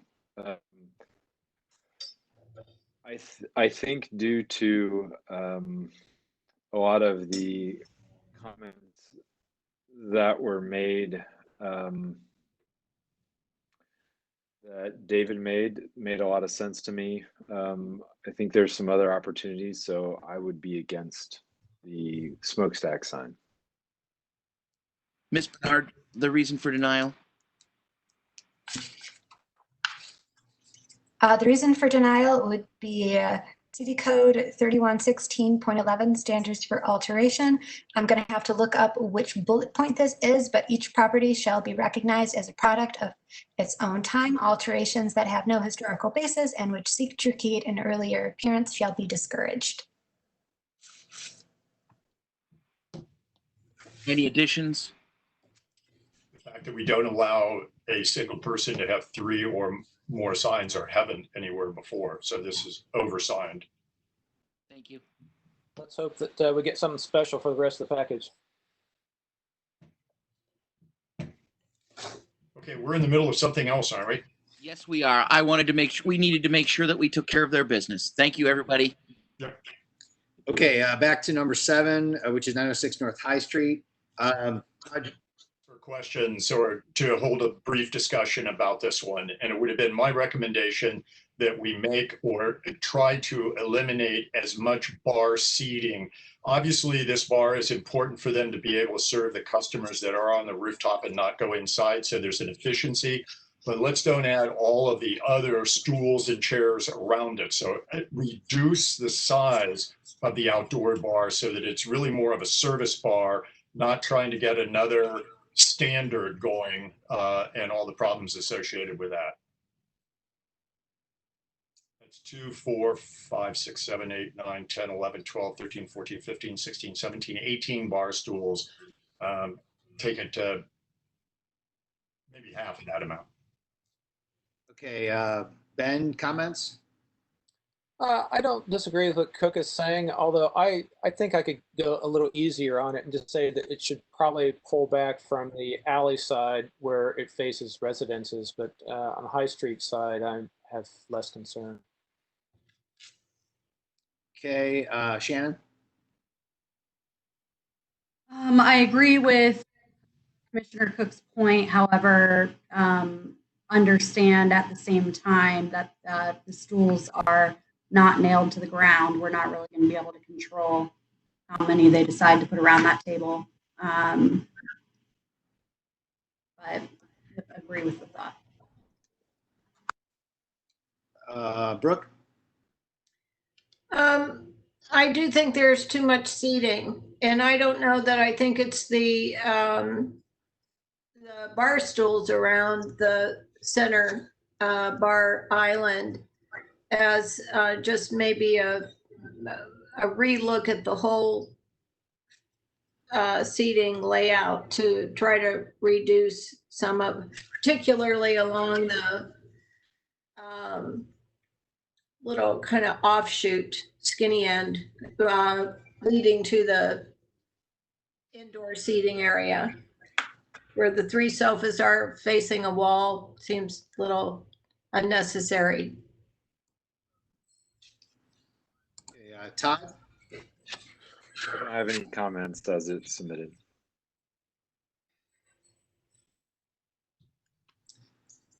Okay. Yeah, I guess from my perspective, One of the things it does is sort of takes up extra room up there. I don't know if it actually reduces the capacity of what they can have out there now. I think one of the questions I'd have from the applicant is sort of what the current status is. What is their current volume of capacity that they're allowed to have? And of course, you know, in the near term, I think we'll have some social distancing, spacing issues that may mitigate, at least in the short term. Not that we have to plan for that for the long term of what it's going to be, but I think overall we just need to think about, you know, where they are now and what this is actually displacing as far as what they're proposing to put out there. I'm sorry, what's that? Mr. Chair, Goodman speaking. I just wondered, do we have any idea what that west wall, I'm sorry, what the east wall is, how high it is? Is it parapet height or is it a full height? Along the, are you asking along, you're asking the one that's to the rear of this, correct? To the rear, yeah. Right. Toward the alley. Staff, do we know that? Staff does not know that. I think it's pretty tall, but I don't know for sure. I mean, that affects my support of this or not. So I think that I could support that if there is any sort of, if that wall is full height, if there's any planting, if there's even a pergola or sort of return canopy on top of it to capture noise from going back out towards the residential area. Yeah. And if it's not, then maybe the applicant would be willing to consider such an improvement so that they could have this space. Yeah, good point. I'm looking at the tiny little picture on page 2, and it does look, but I can't tell. It's hard to say. I think. Make a motion to continue. Great. Do I have a second?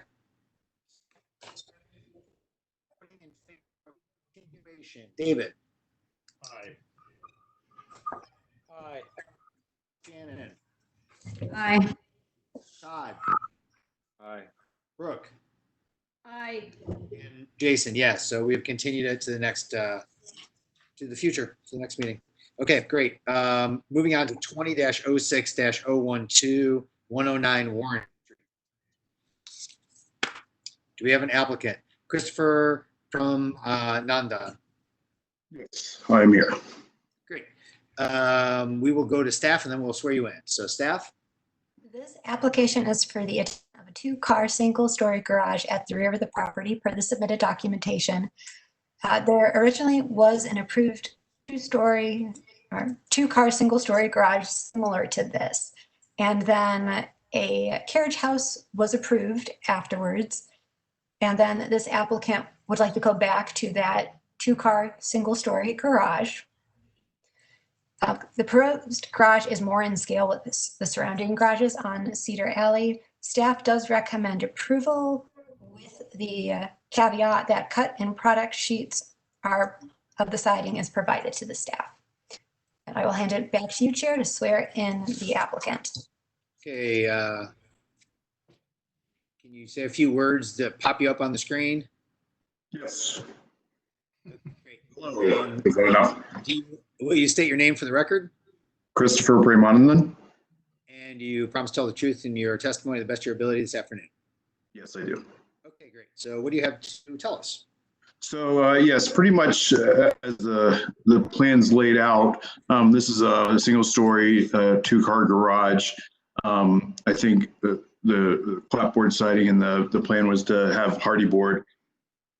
Well, that's what's listed there, or the smart side product as well were considerations. But on this plan, I have cement, the hardy board siding. The lights in back are in line with, I think, what is recommended by the town and village guidelines. And the single door that's present is going to match what's on the main house. Essentially, it's the same door as what's on the main house. The garage doors, I've tried to use garage doors that are essentially similar to what's in this neighborhood as well. I think the only thing about the footprint that may be a little bit different is Well, no, I mean, the footprint matches essentially what was the approved carriage house in this location. The dimensions of the garage are the same as the carriage house. It's just single story. And I'm sorry, the paint is to match the trim on the main house. Sounds good. Okay, let's go to the commissioners. Brooke, do you have anything? No, I think it's fine. Okay, and do you have anything? I think I can support it as is. There's typically on the garage doors, those kind of relieved panels are a type of panel that we don't typically approve, but I'm sure that you could work with staff to find the one that does. That's fine. Okay, Shannon, do you have anything? I agree with Mr. Goodman that the door needs to be changed to something that can be approved, but that you can work with staff for that. Okay, Todd? Same comment. There was, when I looked through the packet, I think the garage door said they were white, but then the man door was a darker color to match the house. I think they should just kind of be consistent. Maybe they could all be dark, just to clarify. But yeah, the paneling on the garage doors should probably be a little bit more appropriate. That's it. Okay, David? I will say, since we're on the garage door, I agree it should just be straight planks, not all of the detail, and definitely not white. If you'll scroll back up to the gooseneck lamp, Chris, I'd just like to make you aware that a 23-inch extension and the height of this, the shade width 17, those are huge lights. And given the scale of your peak at your garage, I think these are overscaled. So I would make a recommendation that you go to a smaller, this same manufacturer has one.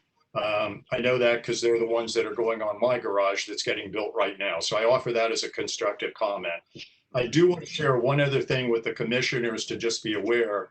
That huge wood fence that is along the property line was installed backwards. So I'm very concerned about the two gates and hope that the applicant, those gates are not in place now, but realize that you've got to flip those so that the good side is outbound and not on the inside. It's too bad that this whole long fence was installed backwards.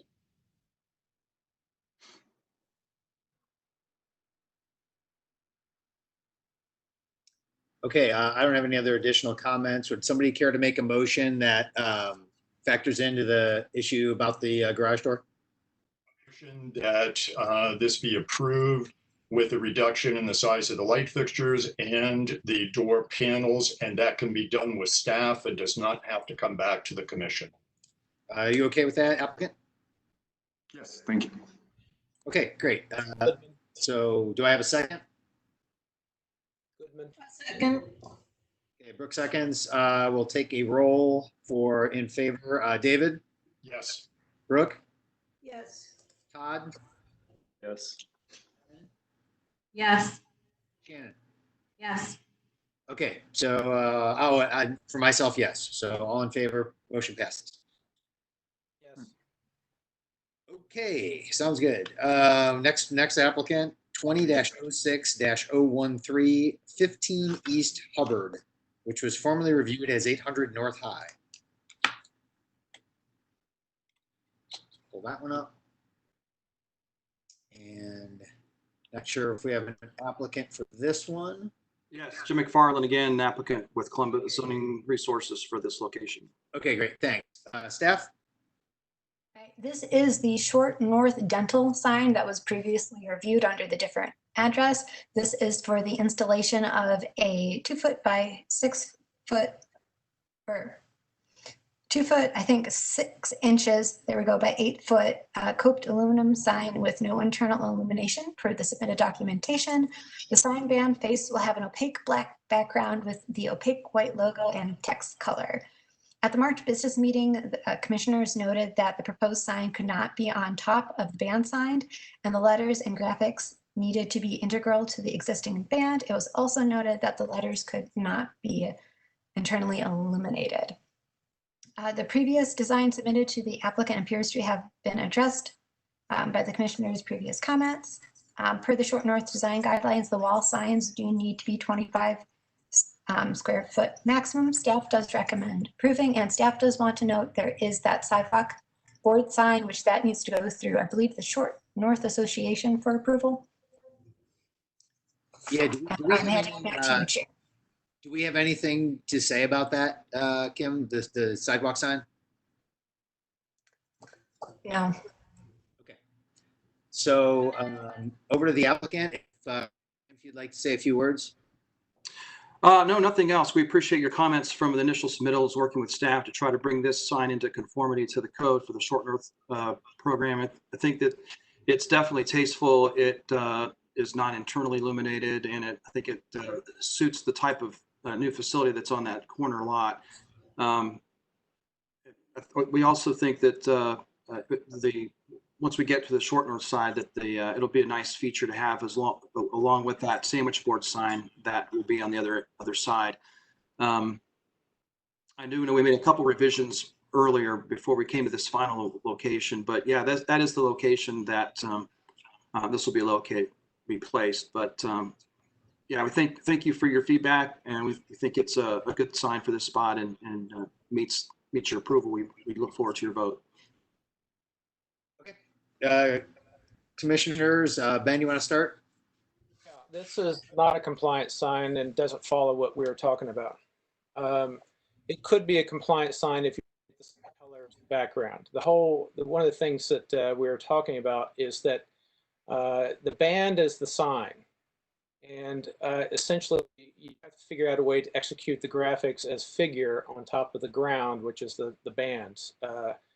So technically speaking, that should mean that you're really just leveraging the band as the background. But I think that if you were to at least change the color of this black rectangle to the color of the band, maybe we could just, and increase the height of it to match the band, then maybe it's approvable. But otherwise, it goes against the intent of why we approve the band and how this band is supposed to function as a sign element.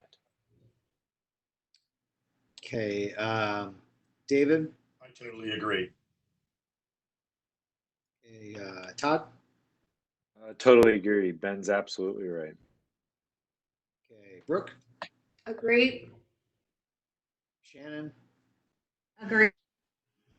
Okay, back over to you, applicant. It sounds like there's a pretty strong feeling on that. What is your thoughts? If you can do a conditional approval for us to be able to increase the band to be the same width as the background. If you want to go back to that drawing for me, I'll just make sure I'm clear on what you're requesting. So you wanting the 30-inch sign band to be the actual width of the sign itself, so that it goes from the bottom to the top. Number one. Number two, you'd like for the black to not be black, but to be as close to the color of the current gray background of the actual material that it is. Is that correct? That's, is that what you're saying, Ben? Correct. But with all this, with the caveat of understanding what the thickness of this panel is, which is not really mentioned. Well, we understood the way that the code reads that it couldn't be dimensional. It needed to be part of the actual face. So it's very, we want it to look like it's literally part of the, part of the side of the structure. So in other words, it's not a cabinet sign. It doesn't stick out 2 or 3 inches. So we wanted it to be as close to the actual surface as we can. So that that profile that you have on the face section is it's very thin. So we will just tell us what the dimension is. Let me see. I don't have that. Let me pull up on my side. I don't have it. Can't see it in your image there. All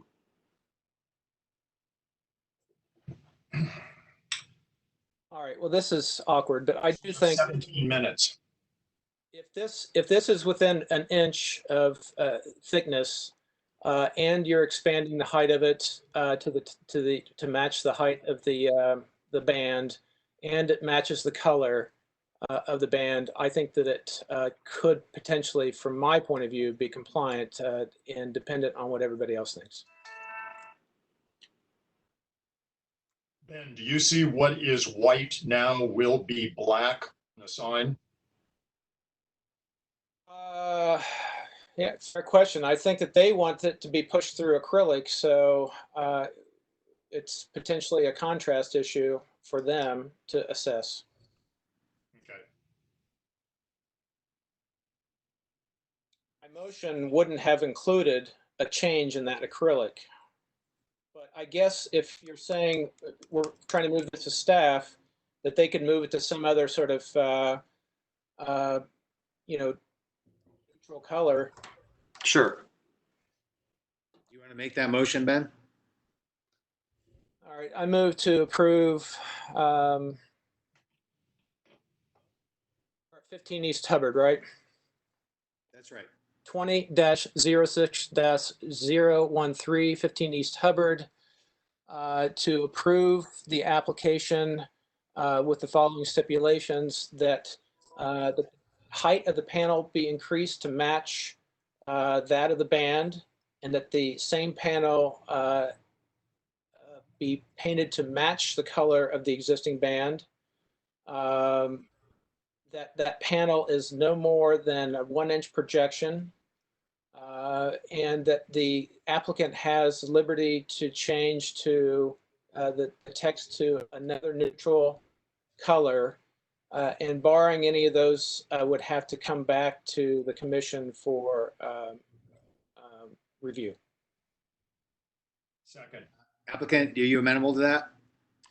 So just to make sure I'm understanding, we're going to go the full width of the band. Number 2, the color can be, needs to match the background of the surface where it's going to be placed. And number 3, and that's also limited to a 1-inch projection. And number 3, if we want to change the color of the lettering, we can do it as long as it's a neutral color. Is that correct? Correct. All right. That sounds good. Okay, do I have a second? Second. All right, I'll call the roll. Ben? Yes. David? Yes. Brooke? Yes. Shannon? Yes. Todd? Yes. And I vote yes as well. Motion carries. Okay, great. Thank you. Moving on to the next one. 20-06-014, 991 North Front Street. Do we have an applicant for this one? Yes. Okay, great. So staff, I'll turn it over to you, then we'll get the applicant sworn in. This is for the installation of a non-illuminated channel letter on the wall and opaque PVC push-through letters on awning per the submitted documentation. Proposed sign is to measure 4 foot by 9 feet and 6 3/4 inches, which is 44.15 square foot. Signage on awning will measure 10 inches by 6 feet, 11.5 inches. Per the Short North guidelines, wall signs should be a maximum of 25 square feet. With multiple tenant spaces should establish a cohesive rhythm appropriate to the building for the placement of the wall signs. Staff does recommend approval with the condition that the signage be reduced to the maximum size of 25 square feet. Okay, great. Can I have the applicant just say a few words to get you to pop up? Yeah, my name's Chase Fox. Okay, Represent perfect. Custom Sign Center. Can I have you state your name again for the record? Yeah, it's Chase Fox. You promise to tell the truth in your testimony to the best of your ability this evening. Yes, I do. Oh, and we have another applicant, Kylie. Yes. Hi. Would you state your name? Yep. I'm Kylie Ngo, and I. Tell the truth in your testimony to the best of your ability this evening. Yes. Okay, great. So I will turn it over to both of you. Okay, so we're proposing a wall sign going at 991 North 4th Street. Pretty much channel letters on a raceway. I understand that the size of the sign is large for the guidelines, but I personally feel that it's not fair that she shouldn't get her sign approved when there are 4 other signs on the building that are well over 25 square feet. Especially the one next door that was just installed about a month ago. I believe it's a dental office. That one is roughly around 31 to 32 square feet.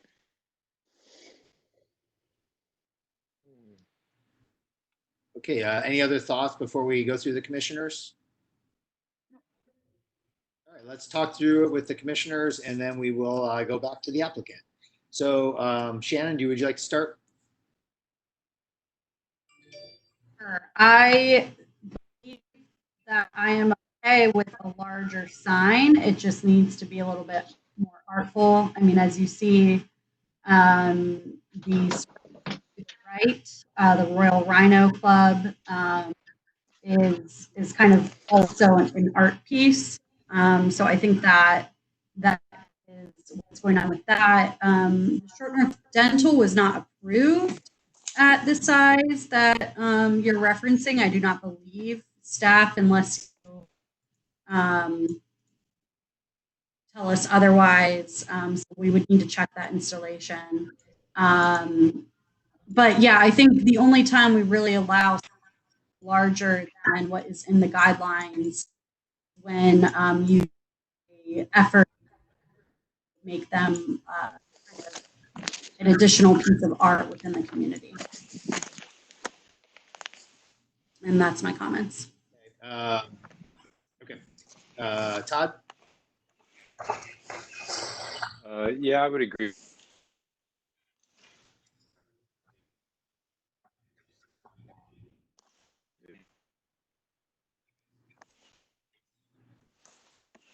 Kind of about what the others have done. I think just this sign is a little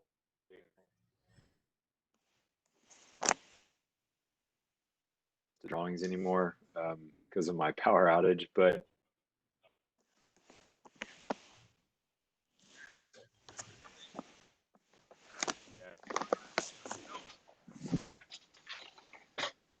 the gray, or is it out in front with base of the video was coming through is up for how it works.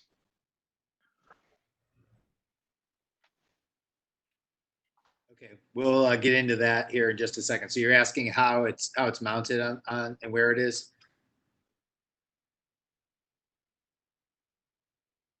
Okay, we'll get into that in just a second. Brooke, do you have comments? I think there's a detail. I just unfortunately I can't see it. Okay, gotcha. Brooke? No, I agree with the comments that have been made thus far. Feels out of scale, primarily. Okay, David? Just ditto what the rest say. We're going to stay within our standards. This doesn't meet the standards, and the sign to the north was a sculptural piece, not just signage. It's not just letters. This is arguably strictly signage. It has no artistic or artwork piece to it. And if the dental house is bigger, then they went against what we approved, because I know that we voted it, that it had to be within the size that complied with the standards. So that could be a code violation. Okay, Ben? I think that this is easily solved by just getting rid of the nail lounge out of this application. In my calculations, if you take the 2.6 by 9.6, it comes under 24 square feet. And if these letters are actually mounted to the corrugated metal, then in some ways, I think they're playing nicely with the materials and the architecture. So we actually see the material beyond, and that's where I'm going to give the pass of the larger V. So, so in other words, my understanding is that these are, again, cabinet letters, and that they are mounted to the corrugation. And if I'm talking about Vinci, and if that's the case, then size-wise, I think it's going to be fine.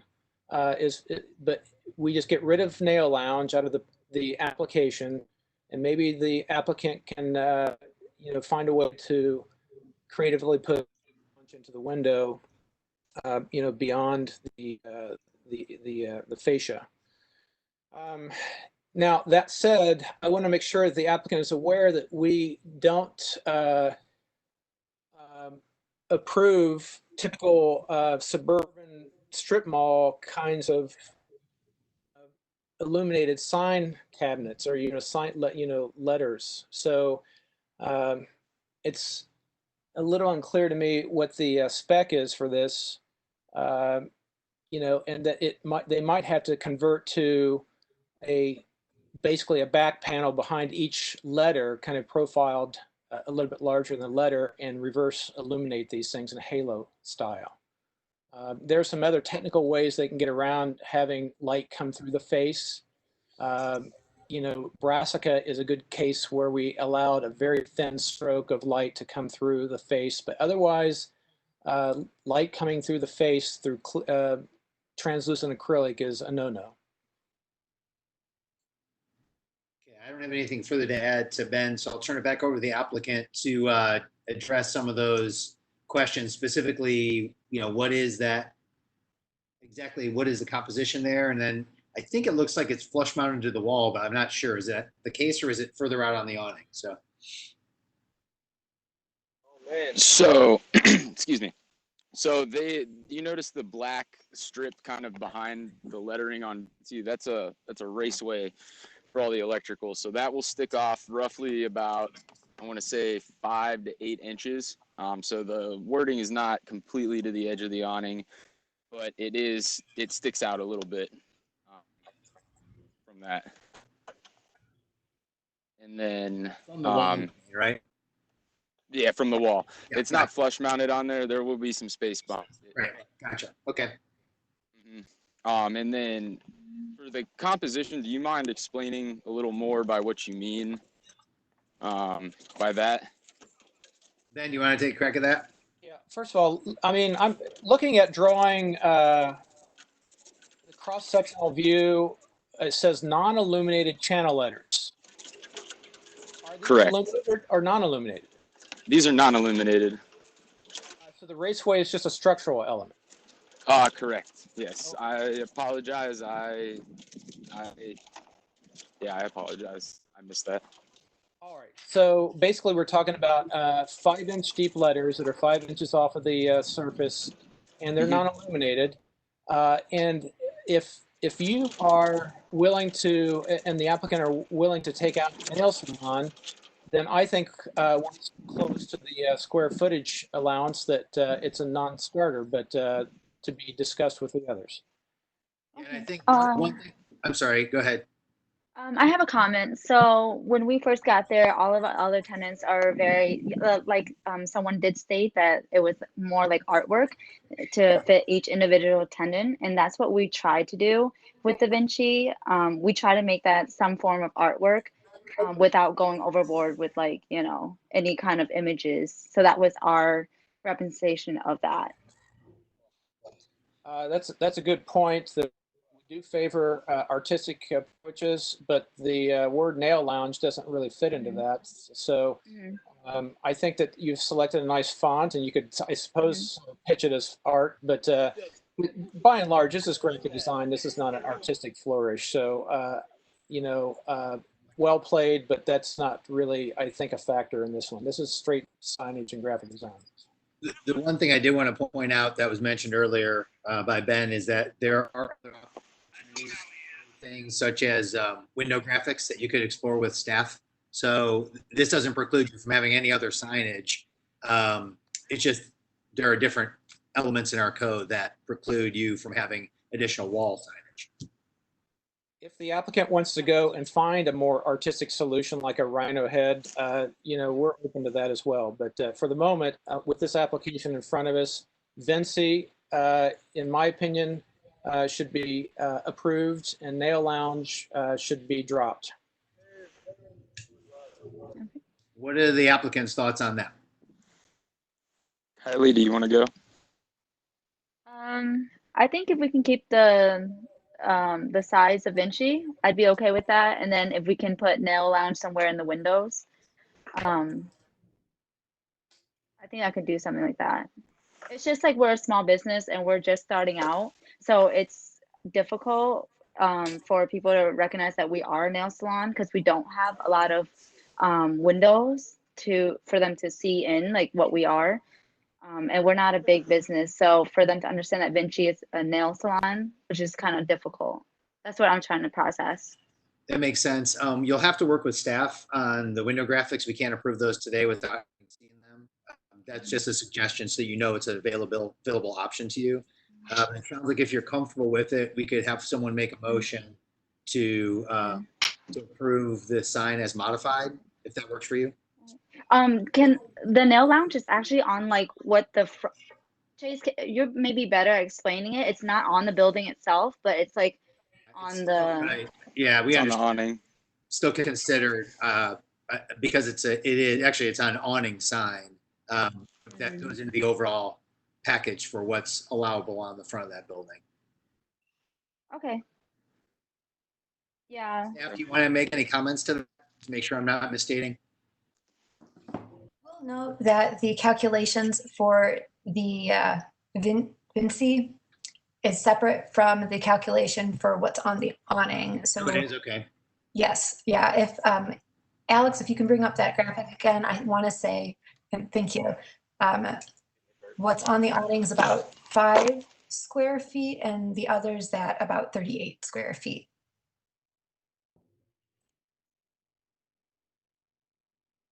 Gotcha. I don't know if does that change anyone's opinion out there? Or Ben, you still thinking that in order to get the larger sign, you'd prefer not to have the secondary sign on the With awning? a larger sign, I think they need to drop nail lounge for now. So if they want both all text, then they have to figure out a way to reduce the size of it. Okay. So any other commissioners have so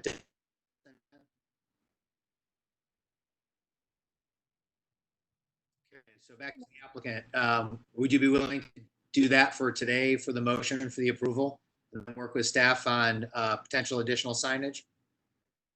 Yes, I think I really need to talk with someone just to see how we can work around it. Yeah, but yes. Okay, sounds. As long as we can get Vinci on the building, I'm okay with that, and then we can work on the nail salon somehow later on. So Ben, would you care to make that motion? Make that the applicants. You mute. Thank you. Okay. Yeah, I'll make the motion on 20-06-014. That's 991 North 4th Street. That the applicant, or that we approve the application as submitted with the following exception or stipulation that that either nail lounge is removed from the application and Vinci is allowed to stay at its given size, or that the applicant work with staff to reduce the size of the overall presentation so that they can allow all text. Okay. Do I have a second? Second, with just one minor modification, I would say that we're approving the Vinci name only for exterior signage. That will be the only exterior signage. And if nail salon goes in the window along with the street address, that's absolutely fine. Is that okay, Ben? Correct. That's correct. Okay. I will take a vote. Ben? Yes. David? Yes. Brooke? Yes. Shannon? Yes. Todd? Yes. And I say yes, so that's approved. So Kylie, you have your approval on that, and then work with the work with staff, work with Kimberly to figure out whatever else you may want to try to do. Okay, perfect. Thank you so much for your time. Okay, thanks a lot. Okay, staff. Good evening. Yeah, thanks a lot, Chris. Staff, we're at 6, so can you advise as to what we are supposed to do now? I'm going to advise, and then Jamie, if you want to cut in as well. I know we did go over for the German Village Commission meeting. They could wrap it up. We have been through just 10 applications, and we do have 25 of these total.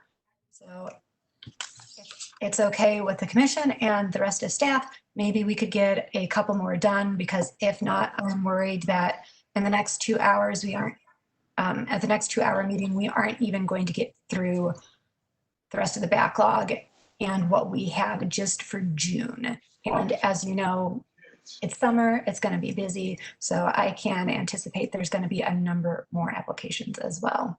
But Jamie, did you have anything you wanted to add?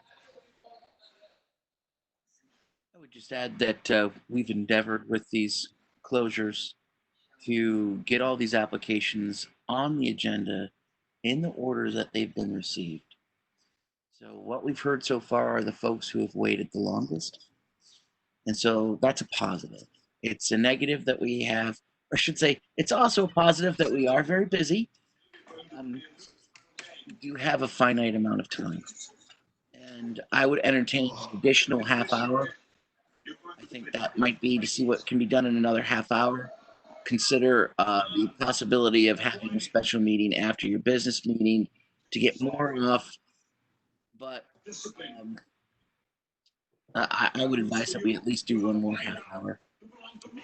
Okay. I'm in favor of that, and I would say also that if we had had a business meeting earlier, we would have had so many of the things we're talked about would have been shipped out to the applicants to bring us that information. So I think that's why we were slower tonight. Personally. Yeah, that's good. You can only do so much. So let's go.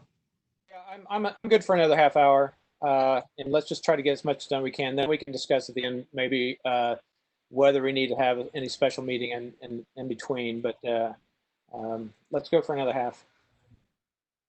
Sure. All right, let's do it. So 20-06-015, 805 Beacon Alley. Yes, this is the modification of an existing two-car garage into carriage house. The submitted documentation. The proposed design would fit in with the height and design of the other carriage houses, garages on this alley. Staff does recommend approval with the caveats that the applicant provides the cut sheet for the garage doors and siding, and the applicant select shingles and windows from the approved list prior to issuance of their certificate. And I'm going to hand it back to you, Chair, to swear in our applicants. Okay, can the applicant say a few words to get up on the screen there? Yep. Dean Burlon with Urban Order Architecture. Steve Hurt with Urban Order Architecture. Okay, great. We'll start with you, Steve. Can you state your name for the record? Steve Hurt with Urban Order Architecture. Okay, and Dean, will you restate your name for the record? Dean Burlon. And you promise to tell the truth for your testimony, the best of your abilities this evening. Yes. Yes. Okay, great. And staff, do you have anything else to add? No, I do not. Okay, over to you guys. So basically, this is we've got the variance. This is a larger lot, but they did a lot split back in 2015. And at that time, the use was approved by the commission. It was actually a larger building than what we're proposing now. We're just proposing using the same footprint and just going up with it. So actually, it's less lot coverage on this on our part. So, so any questions? Let's just run through everybody and see what they have to say. Shannon, do you have anything? No, I appreciate the lot coverage. Okay, Todd?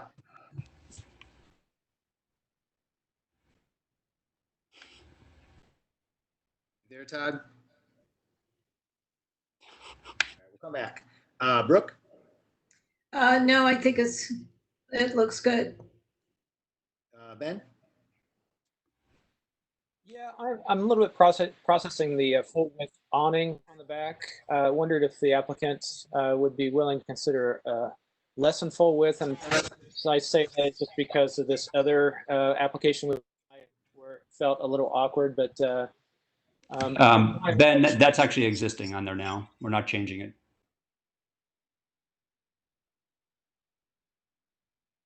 Hello? There, Ben? Yeah, do we have a photograph of that?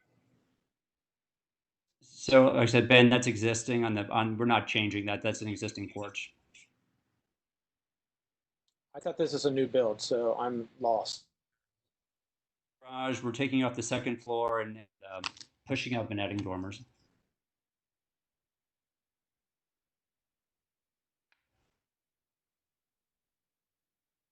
Okay, as you contemplate that, David, do you have comments? I'm fine with it, and because also it's set back beyond the visual line from Summit, I think it's absolutely fine. I don't have any issues. Ben, do you, or Todd, do we ever get a hold of you? Do you have any comments?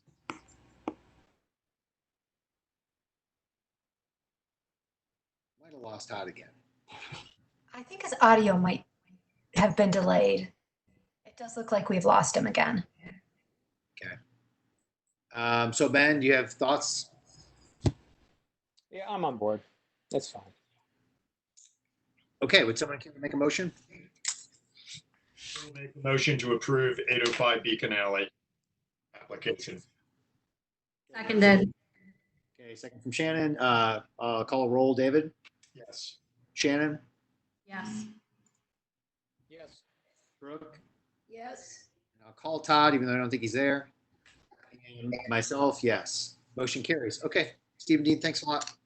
Oh, you got another one? Two more, yeah. Oh, well, okay. We'll just keep on rolling then. This is 20-06-016 826 Summit Street. Staff? Right, this is for the alteration of a previously approved story and a half two-car garage. This is to approve the existing exterior elements such as the second story windows, lights, garage door, and exterior lighting.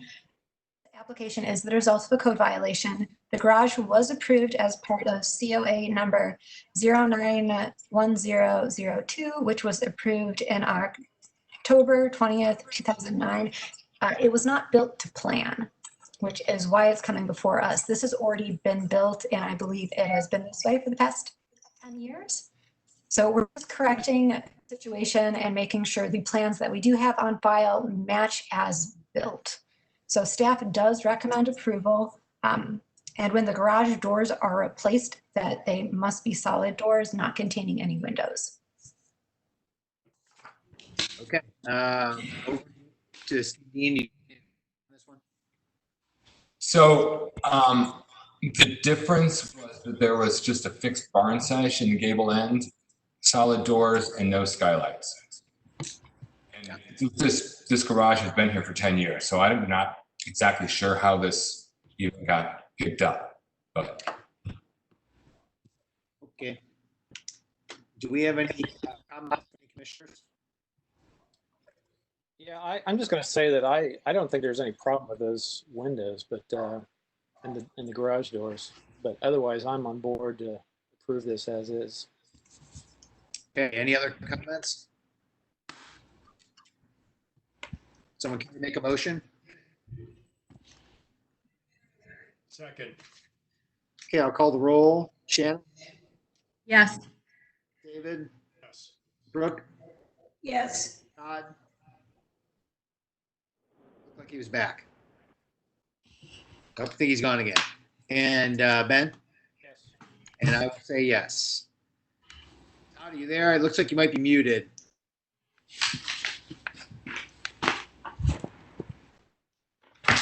Okay. Motion carries. Moving on to the 20-06. I heard a yes. I heard a delayed yes. 20-06-017 158 East 2nd Avenue. And again, same applicant. So where to staff? Okay. This is to change previous approved window units from Marvin to Windsor Pinnacle. The Windsor Pinnacle windows are not on the approved windows list. The Marvin Ultimates were approved as part of COA 5B-20-03-012 as part of the rear addition. On the front of the house, well, Pella windows will be used on the addition. So my understanding is this is just for changing out the Marvin windows and not the Pella. Staff recommends approval with the condition that if the applicant does wish to use a different window, one be chosen from the approved windows list. Okay, over to Cindy. Hi, so we got this approved a while ago and it's under construction, but the owners, so in the original house we had Marvin windows picked out, and in the addition we had Pella because it was a more contemporary feel. After the owners looked at all the windows, they liked the Marvin, but the Windsor actually had some better details and options for the interior to blend with the Pella on the back of the building, but yet it still had the historic profile on the exterior, which is what we were looking for in terms of that. So I was looking at the Windsor Specs, and it's actually very similar to the Pella Architect Series, the Lincoln Standard Double Hung, the Colby, the Geldwin, and the Impervia from Pella as well. So I just think that the approved windows list was done about 2.5 years ago. I know there's windows that will come in and out, and it's not been updated since then. We also use these windows on the house on Hamlet at 843 Hamlet Street. So actually just like down the block from this house. Hey, Jamie, would you mind chiming in on your thoughts, since I know you were heavily involved when we updated that windows list a couple years ago? So the window list, I mean, the important thing to really note about the window list is that it was really about 8 years in the making of actually having lots of test cases, seeing things perform in the field for multiple years, and seeing how things turned out. One of the biggest things is about the detailing of clad units that help mimic what we see in a traditional window. Most notably, the butt joining of rails and stiles on those windows. The Windsor does have that, although I think it's premature to say that the list is old. There's a lot that went into it. There are lots of windows, and there's always going to be. They changed the name. They stopped this. They now call it. The Windsor's a good unit. We've used it in the past. The thing I'd say about it, matching these things, it does have the right profiles, and I would recommend approval in this case. Okay, I appreciate it. Thank you very much. Commissioners, what would anybody would like to begin, make comments on this? Goodman here. I just wonder, is something I've noticed in some of our more recent, more modern approvals is that the stile and rail sometimes looks a little narrower than the old ones. And I just wondered if either Jamie or really the applicant can talk a little more about how this compares, in terms of the width that you see old windows, and probably more importantly to the window that you're replacing with this one. This is not one of the more narrow sashes. I think a few of the different lines on Pella run close to being too narrow.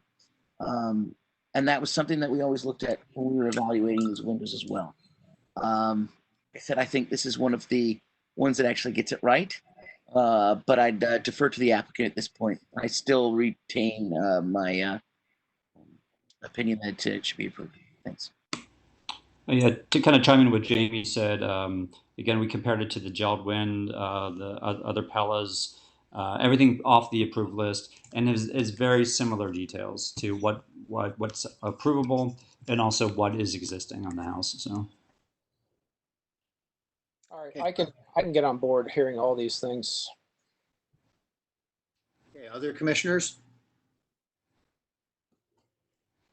I move to approve. Okay, do I have a second? Second. Okay, Brooke seconds. I will take a roll. Shannon? Yes. Brooke? Yes. David? Yes. Todd? Yes. Ben? And Jason, yes. So it passes. Great. Great. Thank you, guys. Thank you. Thanks. Appreciate it. All right, moving on. 20-06-018680 Civitas Avenue. New set of applicants. So whoever is representing the applicants today, you're all in the same spot, it looks like? Yep. Okay, great. Will you each state your name for the record? Brent Racer. Rob Harris. And you both promise to tell the best of your ability this evening? Yes, I did. Okay, great. Steph? All right, I wanted to confirm with the applicant before we begin, because I saw still want us to go over 15, and then if we got through it, skip the conceptuals and then go to, got 18, I think it is, or? What we need voting on is 14 and 15, but 16 and 17, we can skip. free up the commissioner's time. Thank you for clarifying. We'll try to get through these two as fast as we can. So number 14, which is the next in sequential order, is to construct a trash compactor and bulk pickup enclosure per the submitted documentation. The building will be all masonry with trim painted bulk to match the Overfield light buff masonry color. Materials are in line with the buildings in the area. Placement is nondescript and screening for the trash receptacles is required. Staff does recommend approval. Okay, applicants, what would you like to tell us?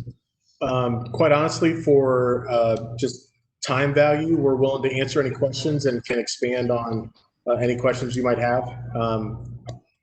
I think the drawings and materials kind of speak for themselves a bit.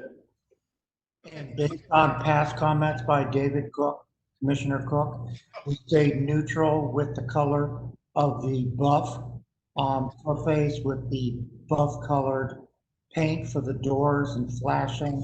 So we kind of be neutralized and go away like we did phase 5's building. It looks like this is way in the corner by the railroad tracks as well. So let's start with, do you want to start? Very well, you know, and just let him have his way. Well, thank you, Commissioner Cook. All right, Shannon? No comments. Ben? Supported as is. Brooke? No comment. No comment. Neither do I. Can I have a motion? So moved. Seconded. Okay, I'll call the roll. David? Aye. Shannon? Yes. Brooke? Yes. Todd? Yes. Yes. And Jason, yes. Motion carries. Moving on to the next application. It is 20-06-019, 718 North 6th Street. And Steph? This is for a water meeting building to be constructed out of brick with painted metal doors and vents per the submitted documentation. Again, materials are in line with the buildings in the area. Staff recommends approval. Applicants? Just a few comments here. The brick, we are matching what we have on the adjacent townhomes that have been previously approved and the detailing that we're having near the top of the structure as well, and trying to neutralize the paint colors again to allow those elements to go away for the doors and venting and stuff that are needed for the building. So we're happy to answer any questions. All right, who would like to make any comments on this? Anyone? Any chance that you guys are going to bring us your art ideas or your graphic ideas? Because boy, these are some walls that could take that community artwork that was promised. We haven't seen anything, have we? Commissioner Cook, that's interesting because we just passed before Mark Wagenbrenner approval to submit to the IVC for murals and artwork on one of the buildings, and that's the start of our art process. And we'd like to come each month, kind of like whittling away and getting our artwork now active and approved. So yes, we heard loud and clear from that. I think it was a couple meetings ago, and we are coming forward with that. We have a graphic designer involved on our project and also our public relations. So we're very excited about the artwork, and yes, this would be a perfect building for that. Thank you. Comments? Here, project as our application has shown, but would like to lean on the applicant as developers to consider on these smaller structures, at least somewhere, and maybe on this one, a clay tile kind of cap on along the parapet instead of always metal or brick. So it just seems like it would be a nice reference to history if you could include that in some projects. Yes, Commissioner Goodman, you mentioned that in regards to our phase 4 community center, and we did that there. And I will check with our office and see, but I think it's something that can be feasible. Can I do that through staff? Absolutely. Okay, thank you. And yes, it does look great on phase 4, as you had suggested. Cool. Other comments from commissioners? Motion? So moved. Second. All right, I'll take the roll. David? With the footnote that a ceramic tile rooftop would be, capping would be appropriate and durable. Okay, and Ben, you're okay with that? Well, let me just clarify. I'm not talking about roofing. I'm just talking about the cap. It's, Yes, the cap. And we'll take a picture of phase 4 to show you how it came out, and that it came out very nicely. Great. Okay, David? Yes. Ben? Yes. Brooke? Yes. Todd? Yes. Shannon? Yes. And I'm a yes as well. Okay, motion carries. Great, thank you. And if it's okay with you guys, we'll skip over 16 and 17 and see if we can get a couple more off the agenda. Thank you. All right, we appreciate it. Thanks a lot. Okay, 20-06-022-1081 North 4th Street. So Michael Ryan Young, do we have Michael or another applicant there? Yeah, I'm here. Okay, let's get you sworn in real quick, then I'll toss it over to staff. Will you state your name for the record? Michael Young. And you promise to tell the truth in your testimony, to the best of your ability. Yes. Okay, great. Staff? This application is for the removal of existing vinyl siding and to be replaced with hardy board and restore the trim, soffit, fascia, and gutters. The applicant has submitted photos of asbestos siding beneath the vinyl and a picture of the original wood siding, which is not in great condition. Something to consider is the proposed siding appropriate, and are the details in the appropriate inches, 7-inch versus the 4-inch exposure. Staff supports the removal of vinyl siding and per City Code 3116.11 standards of alteration, encourages the restoration of the original siding if possible. Please note, staff is unable to do site visits until further notice due to COVID-19. I do recommend continuing the application to allow for the applicant further time to examine additional test patches to show the original siding profile and condition.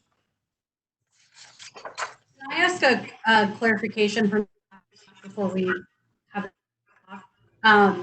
When we have asbestos siding, are we still wanting them to remove asbestos siding?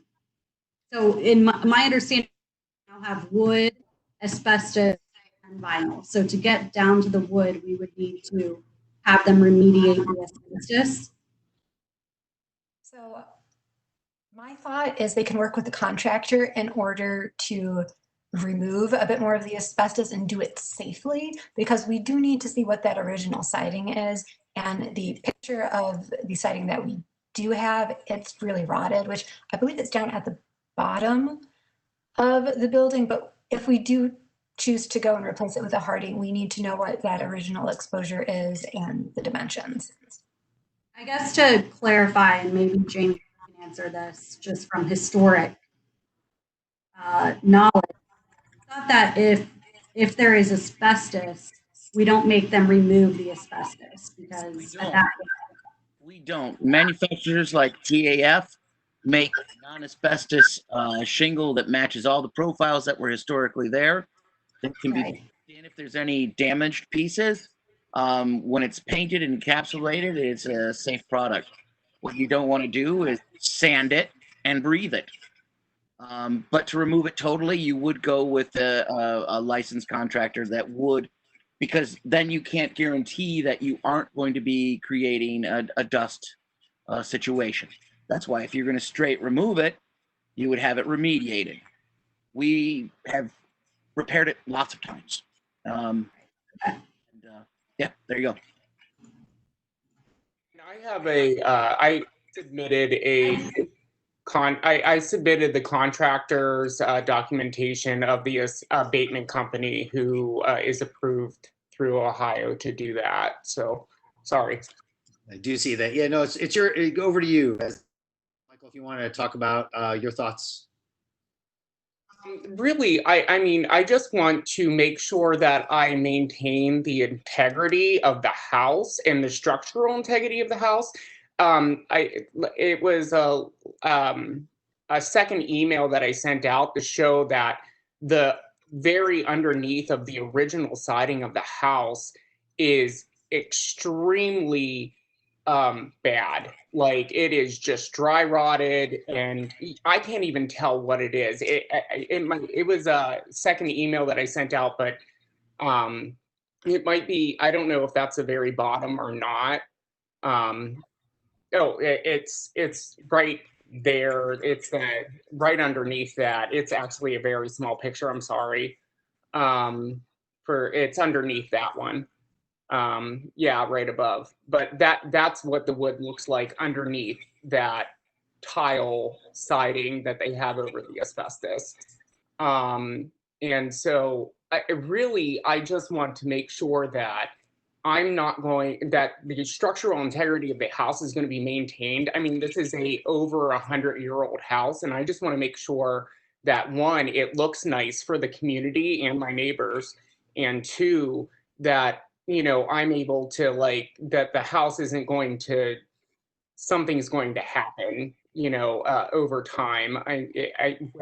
Siding is very important for structure and the underneath of the house, and weather and everything that could get in, bugs, whatever else. And this hardy is fireproof, bug proof, weatherproof, and I feel like it will just keep the house there that's been there for 100 years and make sure it's going to be there a couple hundred of years. And it's a very large investment on my part to be doing this, but I think it's very much worth it. Thank you. Commissioners, who would like to begin? Can I start with, we'll start with Shannon.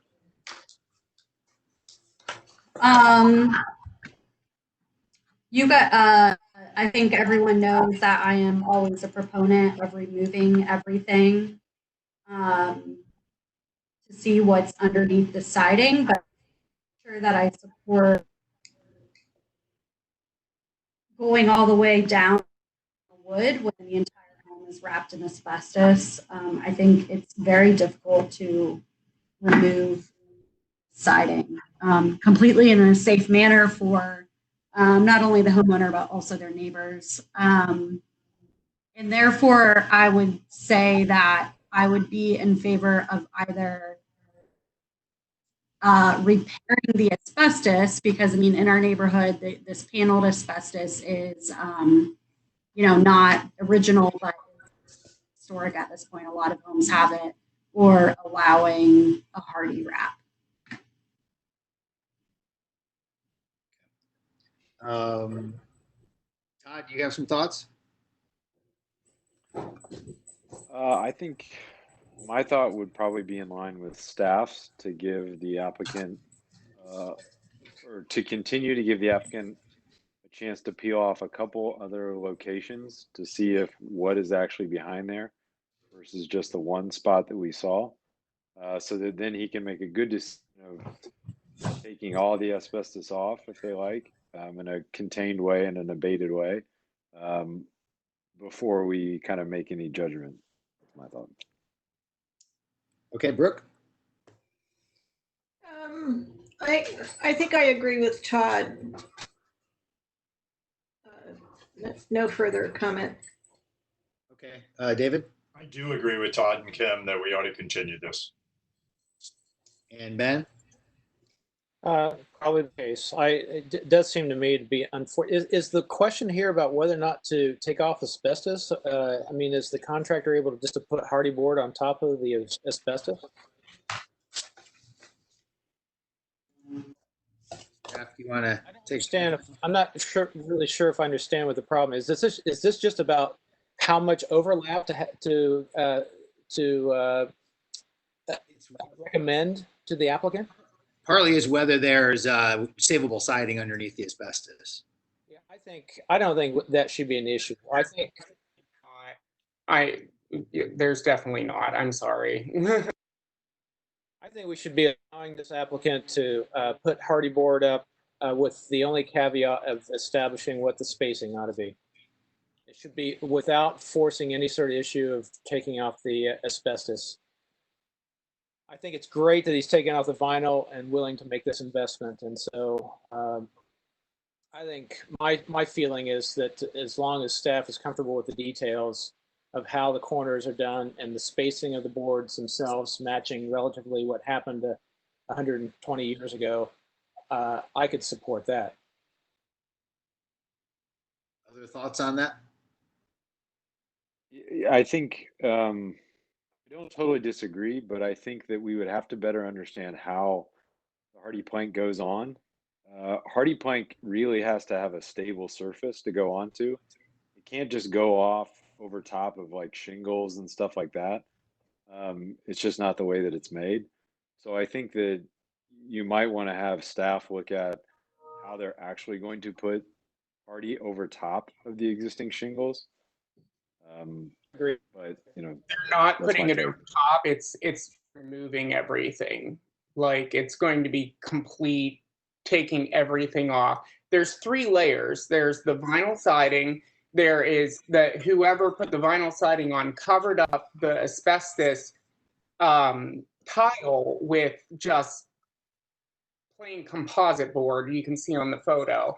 And then so there's just like a composite wood, asbestos siding underneath, and then the original siding of the home underneath that, which is just dry rotted wood. There's tar paper over top of that dry rotted wood, if you could see it. If I may, I'm just going to quickly jump in about the construction of how this was done. So the wood went over tar paper when it was originally sheeted. Then tar paper was put over top that wood siding when they put the asbestos shingle on. Then they did not tar paper, they put a wood substrate underneath it to even out what they would apply the vinyl to. That is how this went on. So to get at this, there's multiple layers that would have to be pulled off. And to Commissioner Boyer's point, you would actually probably go over the substrate, the flat board that was for the vinyl installation, if you were going to just put hardy on over top everything else. And the last you would not remove.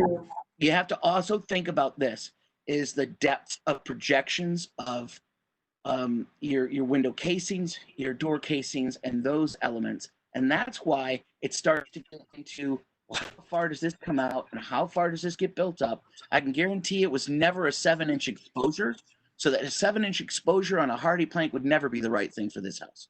You'd be looking at something much closer to it was probably a number 116, which is a 7-inch nominal drop siding with a V groove that made it look like it was a 4x4 siding. So we probably wouldn't do a 4-inch exposure now. We would probably do somewhere between 5, probably around 5 would be the fair thing to do. But these are all the things that go into what it is. And it's important that we remember what the standards for alteration talk about. And that is, we have historic materials, we have changes that bring on their own significance over time. And we want to make sure that these properties are safe for everyone who live in them and that they're around for a much longer time. But it's important that when we're talking about these things, I see just a second, Mr. Goodman. Why is it that we look at what these materials are underneath here? Why is it that we look at what their condition is? It's to find out what the material is, how it was done. Is it a drop B? Is it a 116 siding? Is it a flat lap? What is it? That helps inform what would be the next thing that would happen. And the one thing that I would say to the applicant is that I would always guarantee that that last 1.5 or 2 foot of that siding, especially if they parch the foundation and they haven't gotten water out of there for a long time, that's going to be the worst part of the siding, of the historic siding in terms of rot. I don't want to make it seem like we don't care about the problems that you would have or could have. It's just, I think it's really important that we set the bars flat and that everybody understands what is it that our direction from the code makes us look at this. And so to Commissioner Fergus's point, asbestos itself and how they did that, it can take on its own importance over time too. And I'm not saying that that's the case in this case, but these are the things that we have to keep balancing against the health of the home, the health of the occupants, the neighborhood in general, but what the code tells us. That's what I wanted to say. Just to make sure that the approach from the office is clear. This isn't new. This is how we've approached every single one. My only question is, can we allow the applicant to remove the vinyl right now without disturbing any of those preferences, continuing and so forth? That is an option. Okay. Does somebody want to propose some idea here, and we can see how the applicant shaped up with it? I think generally that the motion should be, we should continue, but maybe with the option for the applicant to begin removing the vinyl if they desire. To move things forward, given our time and everything, I will second that. Okay, just to the applicant, it looks like we're talking about continuing to the next meeting in order for you to have time to work with staff. Is that amenable to you?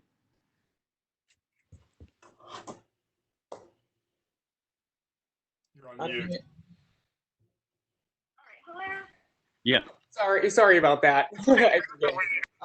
Yeah, I'm completely okay with that. I just want to do what's best for my home and to make my home look better. Like the siding is old, it does not look well with the community. And whatever I have to do to make the house look nicer and to make it look better for our community, then that's what I want to do. I just need to know how I need to do it. That's all. And you just need to give me instruction, if I just remove the vinyl and do this or do that, or what you need me to do. That's what I'm going to do. Sounds great. We'll make this motion. It's been made. We'll vote on it, and then you can work with staff to figure out if that works for you. Wonderful. Thank you. Okay, so we have a motion on the floor to be able to allow the applicant to remove the vinyl and then continue the rest of the application and work with staff. So I'll take a roll. David? Yes. Ben? Yes. Brooke? Yes. Todd? Yes. Shannon? Yes. And I'm a yes. So that motion carries. Okay, thank you very much. Staff, what do you recommend at this juncture? It's at 6:41. So staff does recommend continuing the remaining applications. Jamie, do we want to see about getting a special meeting into place? Because I think we might need one in order to declare some of the additional applications. We're going to need to investigate that, and we'll be in touch with everyone as soon as possible. If I may, Mr. Chair, I guess one of to me, the low-hanging fruit for specialness is maybe the conceptual stuff. Maybe if it's possible that we could submit thoughts about the conceptual applications live. Is that possible legally? Comments could be sent independently to our office, and we can forward those to the applicant. Once they were compiled, we could share them back with everybody, but we want to avoid there being some kind of comments outside of a public hearing from commissioners, if that makes sense to everybody. Yeah, for sure. Yeah. Okay. Well, I'll follow your direction then. Okay, so staff, do you have anything else for us? Do we need to make a formal motion then on all these individually or to get collectively? I would make it collectively. Okay, so do I have a motion from someone to continue applications 19 through 25 on the really quick. agenda? So moved. So I have two applications that were submitted under a new application that we've been in the process for 4 months, and I'd like to at least get through these next two, if that's a possibility. You'll have to, staff has recommended, we actually have extended already by 45 minutes. So staff has recommended that we end the meeting at this point, consider a special meeting. Jamie, do you want to talk to that point?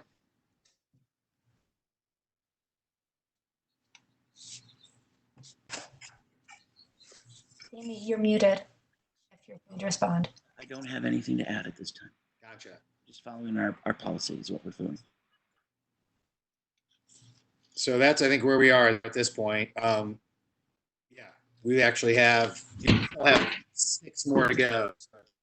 And we totally understand everybody's frustration. We've been waiting too. So Motion to continue applications X through 25. And do I have a second? I second. Okay, I'll call a roll. David? Yes. Brooke? Yes. Todd? Yes. Shannon? Yes. Ben? Yes. And I will say yes as well. So those are all continued to a future meeting, which may be a special meeting, and staff will get back to us on possibilities for that. Thank you very much. Any other comments from anyone on the commission regarding anything? Any comments? I wanted to add that we'll be getting to people as soon as this isn't. You're going to be waiting 2 weeks to hear from us. Just for one moment of levity, can we ask next time that Brooks waiter bring us all cocktails at the 6 o'clock hour too? Did you see that sneak in? That's a great idea. Yes, yeah. It's a lousy glass of water. Okay, sorry, we needed a laugh. Come on.